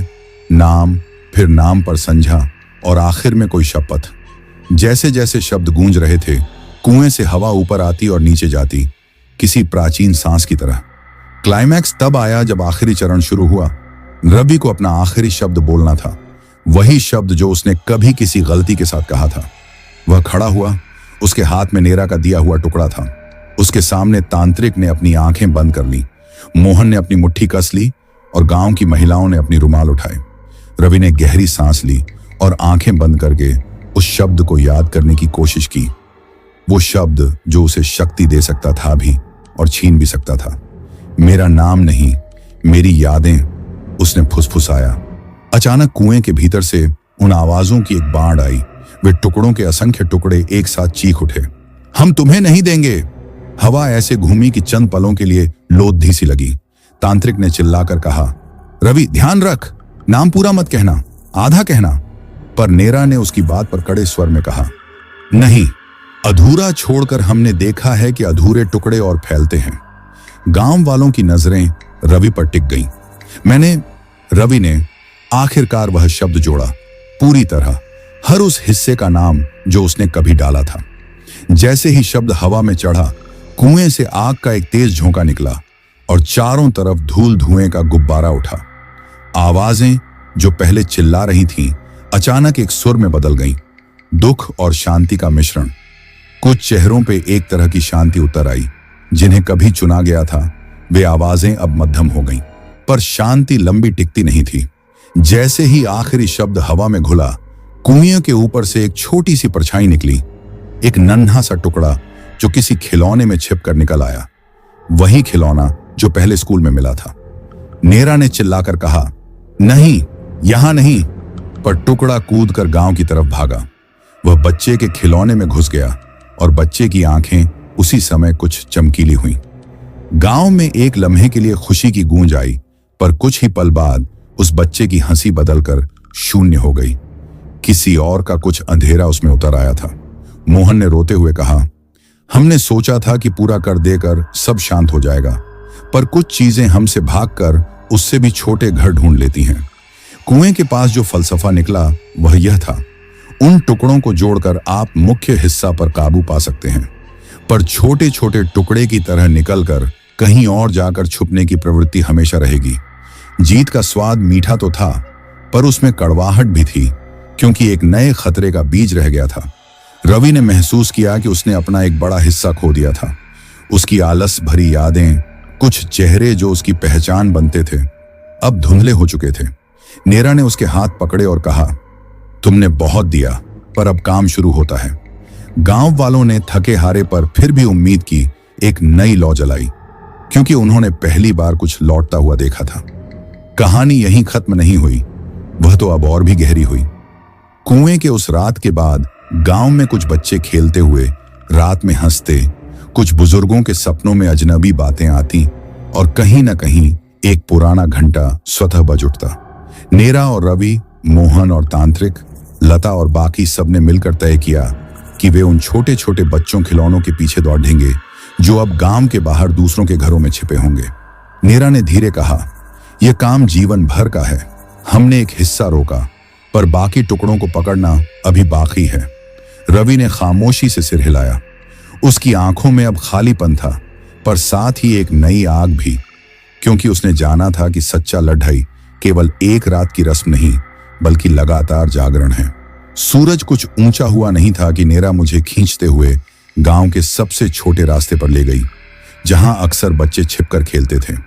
उसने फुसफुसाकर कहा, पहला निशान यहीं मिला था, आज वो वहीं वापस आ सकता है।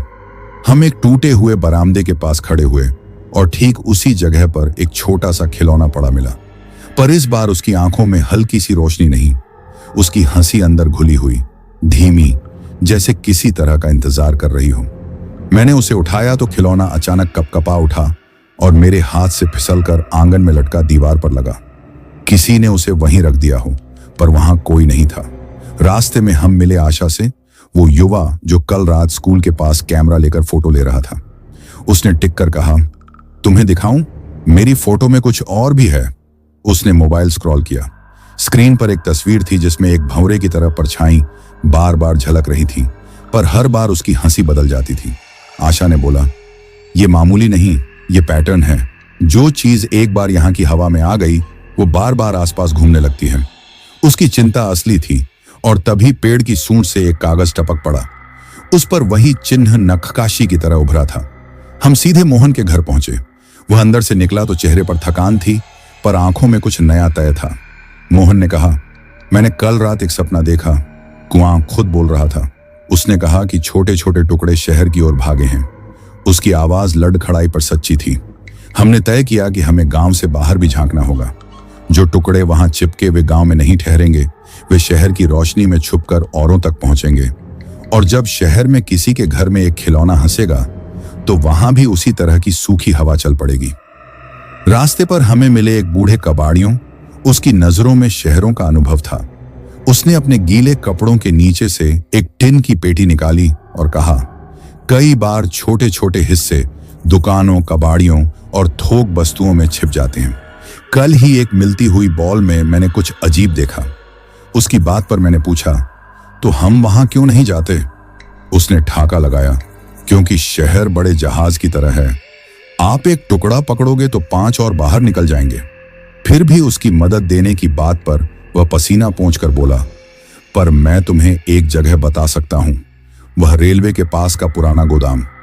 गोदाम सूना था, पर भीतर उग आई अजीब सी ठंडी हवा। लकड़ी की बीमों पर धूल जम गई थी और कहीं एक बड़े बड़े ट्रकों की रिमेंट छिपी थी। नेरा ने कुल्ली की तरह झांका और कहा, यहां कुछ रातों से आ जा रहा है। हमने दरवाजा खोला और अंदर झांका।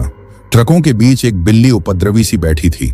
उसकी आंखों में चमक थी और मुंह में एक चीज लपेटी थी, छोटा ढका हुआ पत्थर जिस पर घड़े का निशान धुंधला सा दिखा।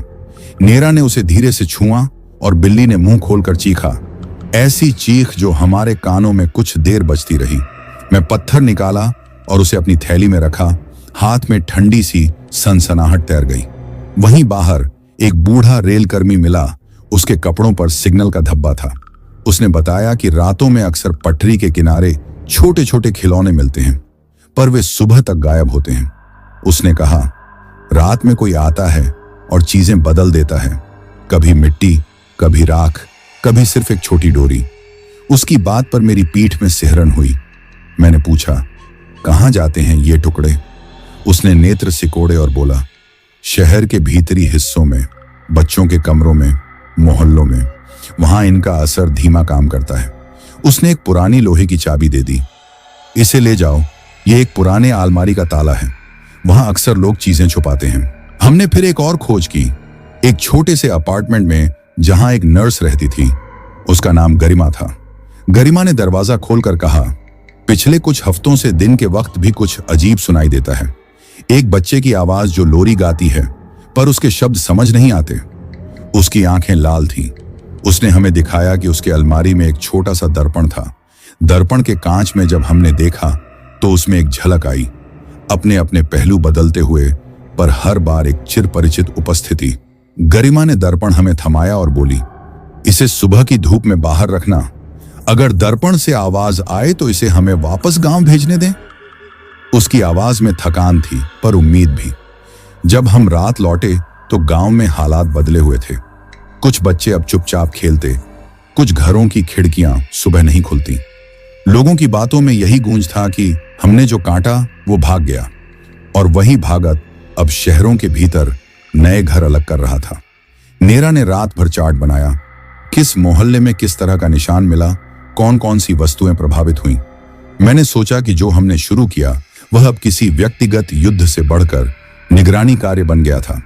हमें उन छोटे छोटे संकेतों को पकड़ना होगा। एक दिन हम पहुंचे शहर के एक पुराने पुस्तकालय में। वहां की पुस्तकपाल डॉ सुमन हमें मिलकर बोली, इतिहास के पन्नों में ऐसे संकेत कई बार आए हैं, नाम, निशान और उनसे जुड़े किस्से, पर यह जो आज हो रहा है यह कहीं ज्यादा तेज है। उसने पुरानी किताबें खोली और दिखाया कि पुराने लोक कथाओं में ऐसे ही नाम वापसी की रस्में थीं। लोग यादों को बांधते थे ताकि आत्माएं खप न जाएं।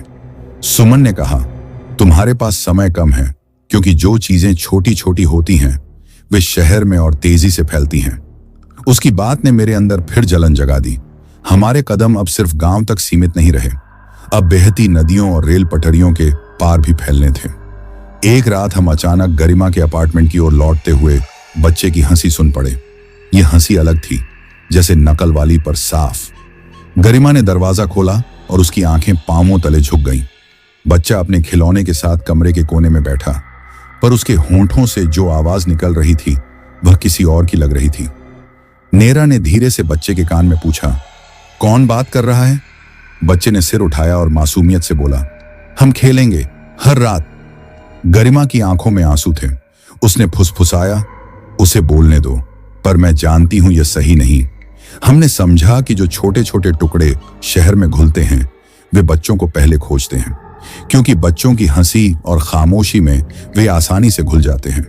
उस रात हमने ठान लिया, हमें शहर में एक नेटवर्क बनाना होगा। हम गांव वालों, रेल कर्मियों, कबाड़ियों और पुस्तकपाल से बात करते रहे।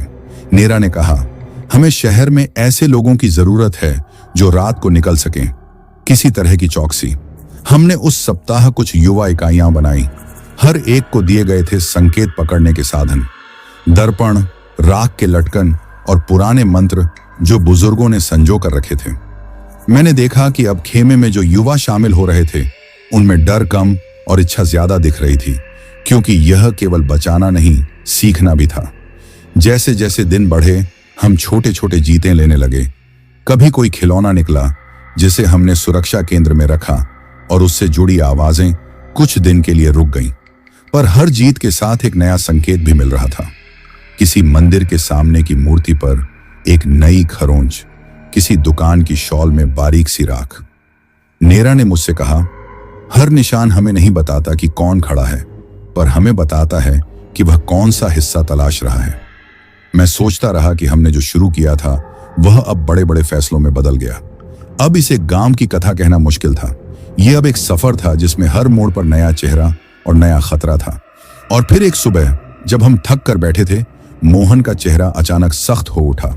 उसने कहा, मुझे एक जगह जाना है जहां बच्चे रात में गायब हो जाते हैं। उसकी आवाज में दृढ़ता थी। हम उसके साथ निकल पड़े। वह हमें एक पुराने पार्क पर ले गया जहां रातों में सन्नाटा होता था, पर अब वहां कुछ हलचल नजर आ रही थी। हमने देखा कि झूले के नीचे मिट्टी उलट पुलट कर रखी गई थी और एक छोटी सी मटकी टूटी पड़ी थी। उस पर वही निशान था। मोहन ने धीरे से कहा, यह वही भाषा बोलती है। यहां से जो उठेगा वह सीधे शहर के उन हिस्सों में जाएगा जहां रातें लंबी हैं। नेरा ने अपनी जांघ पर हाथ रखा और बोली, तो अब हमें पीछे नहीं हटना चाहिए, हमें पीछा करना होगा। रात के अचानक सन्नाटे में हमने पहली बार महसूस किया कि यह लड़ाई खत्म न होने वाली है, क्योंकि जहां एक टुकड़ा पकड़ा गया वहां 4 और निकल आएंगे। पर साथ ही हमने यह भी सीखा कि मिलकर चलने पर छोटे छोटे घरों में भी रोशनी दी जा सकती है। मेरी आखिरी नजर मोहन पर गई। उसकी आंखें अब शांत थीं, पर वे अब हार मानने वाली नहीं थीं। हमने तय किया कि अगली बार जब कोई टुकड़ा शहर के किसी घर में घुसेगा, हम पहले पहुंचकर उसे पकड़ लेंगे। न सिर्फ गांव के लिए, बल्कि उन अनगिनत घरों के लिए जहां कोई रात अकेली नहीं होनी चाहिए। रात उस दिन बहुत काली थी, जैसे आसमान ने सांस ही रोक ली हो। हमने आखिरी जाल बिछाने का फैसला किया। गांव के सबसे पुराने घर के पीछे, जहां से सबसे ज्यादा आवाजें और परछाइयां उठती थीं। नेरा ने धीरे कहा, यहां वो जगह है जहां टुकड़े एक साथ मिलते हैं। मोहन ने टॉर्च दबाकर धीमी रोशनी दी और उसके साथ हम सब चुपचाप घुटनों के बल पीछे पीछे खड़े हो गए। हवा में राख की गंध थी और दूर कहीं बच्चे की धीमी सी हंसी टकरा रही थी। ये सब बताने के लिए कि आज आखिरी जंग होगी। हमने छुपकर देखा कि एक छोटी सी परछाई दीवार के फासले से बाहर सरीखी निकली और खिलौनों सी आवाजें लेकर इधर उधर तैरने लगी। नेरा ने फुसफुसाकर कहा, जब यह एक साथ आएंगे तो उनकी ऊर्जा बहुत बढ़ जाएगी, हमें बीच में ही रोकना होगा। बुजुर्ग ने मंत्रों की कड़वी लंबाई दोहरानी शुरू की। मोहन ने मिट्टी के छोटे छोटे टुकड़ों को गोद में रखा और मैंने अपने अंदर बचे हुए आखिरी नाम की लकीर हाथ से लिखी। यह लकीर मेरी आवाज से मजबूत होनी थी, जिससे मैं उस पर आखिरी वार कर सकूं। परछाइयां हमारी तरफ आईं, पहले धीमी धीमी, फिर अचानक तेज। एक भीड़ सी बन रही थी। खिलौने, हंसी, पुरानी यादें और उन लोगों की आवाजें जिन्होंने किसी वक्त हमें बुलाया था। एक आवाज ने मेरा नाम लिया, मीठा सा और फुसफुसाता, आओ खेलो। मैं दरक गया, पर नेरा ने मेरा हाथ कसकर पकड़ा और बोली, उनकी कोशिश को मत सुनो, वो तुम्हें कमजोर कर देंगे। उसी पल कहीं दूर से तांत्रिक की बुदबुदाहट चिल्लाहट में बदल गई। उसने पूरे मन से कहा, अब सबको जोड़कर जो पूरा होगा उसे मैं खुद सहन करूंगा। हमने बीच में एक वृत्त बनाया। बुजुर्ग ने आखिरी मंत्र बोला और हर एक ने जो हिस्सा पकड़ा था उसे वृत्त में रखा। खिलौना, दर्पण, राख, मिट्टी, एक छोटा लटकन, कुछ बाल। जब ये सब एक साथ आए तो हवा में एक भारी कंपन हुआ, पर यह कंपन डराने वाला नहीं, बल्कि जैसे किसी घाव का भरने जैसा था। पर उसी मजबूरी में एक तेज झटका आया। परछाइयों ने आखिरी बार सबको अपने अपने शब्द सुनाने की कोशिश की। जो भी हमने चाहा था वही चाहने को कहा गया। मोहन चिल्लाया, ध्यान रखना, यादों को काटे बिना पूरा करो। मैंने आखिरी शब्द कहा, वह शब्द जिसे मैं कभी छुपा कर रखता था, और वही शब्द मिट्टी में समा गया। जैसे ही शब्द मिट्टी के भीतर गूंजा, एक अद्भुत शांति ने चारों ओर फैलना शुरू किया। पर यह शांति सादी न थी। यह उन चेहरों की राहत थी जिन्हें हमने आधे अधूरे छोड़ रखा था, पर साथ ही जो छोटी छोटी परछाइयां शहरों में छिपी थीं, वे अचानक एक एक कर चमक कर मिट गईं। उनके पीछे के बचे हिस्से जो कहीं और पलायन कर गए थे, वे अब कमजोर दिखे।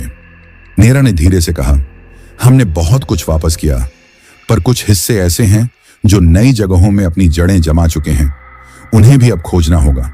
मोहन ने सिर हिलाया, आंखों में थकान पर चेहरे पर संतोष भी था। कम से कम हमने उन्हें एक मौका दिया। तभी अचानक कुएं की तरफ से एक धीमी सी आह निकली, नाकामी की आह, पर उसकी तीव्रता कम हुई थी। तांत्रिक ने अपनी गर्दन सहलाई और बोला, मेरी गलती की भरपाई पूरी तरह से न सही, पर हमने शुरुआत कर दी। मैं झुककर मिट्टी में अपनी हथेली रखकर महसूस कर पाया कि जहां हमने नाम कहे थे, वहां से हल्की सी गर्मी आ रही थी। यह संकेत था कि कुछ अनुष्ठान काम कर गए थे। गांव के बुजुर्गों की आंखों में आंसू थे, कुछ लोग रो रहे थे। यह रोना दुख का नहीं, राहत का था। हम सब ने एक पल के लिए आंखें बंद की और खुद को उस शाम की ठंडी हवा में खो जाने दिया। क्लाइमैक्स का असली मोड़ तब आया जब बच्चे की वही हंसी जो लगातार शहरों में फैल रही थी, अचानक एक एक कर गायब होने लगी। हमने देखा कि उन घरों में जहां खिलौने हंसते थे, अब खिलौनों की आंखों में फिर से उस मासूम चमक लौटी। पर यह चमक अलग थी, अब उसमें कोई परछाई नहीं थी। गरिमा ने रोकर कहा, मुझे आशा नहीं थी कि मैं यह देख पाऊंगी। नीरा ने जवाब दिया, सिर्फ गांव का ही नहीं, हमारा पूरा नेटवर्क काम आया, रेलकर्मी, कबाड़ी और तुम सब। मोहन ने हाथ उठाकर कहा, यह जीत छोटी है पर बड़ी है। हमने दिखाया कि यदि हम साथ जाएं तो अंधेरा बांटकर भी खत्म किया जा सकता है। फिर हमने वह काम किया जो हमने सोचा था।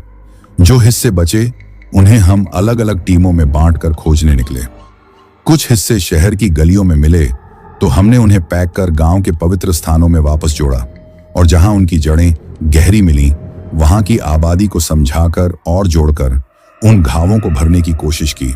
वर्षों की तरह नहीं, पर कुछ महीने की मेहनत में हमने कई घरों से उन आवाजों को निकालकर वापस गांव के कुएं में लाया। इस सब में चोटें आईं, रिश्ते खराब हुए, पर जिन बच्चों की हंसी लौट गई, उनकी माओं ने हमारी पीठ थपथपाई और कहा, धन्यवाद। मैंने उस रात आखिरी बार अपनी परछाई के बारे में सोचा।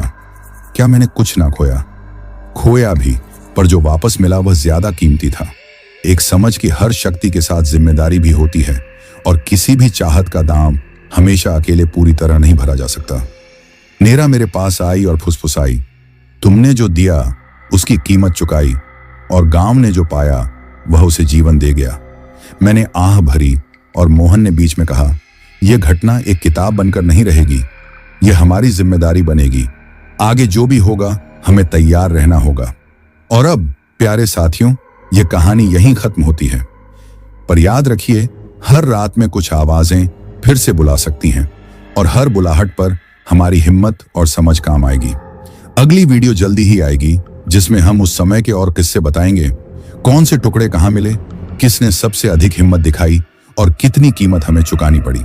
अगर आप हमारे चैनल पर नए हैं तो चैनल चांडाल बाबा को सब्सक्राइब कर लीजिए, ताकि ऐसी और डरावनी रहस्यमयी कहानियां आप तक हमेशा पहुंचती रहें। धन्यवाद, और मिलते हैं अगली वीडियो में। तब तक सावधान रहिए और अपनी रोशनी कभी कम मत होने दीजिए।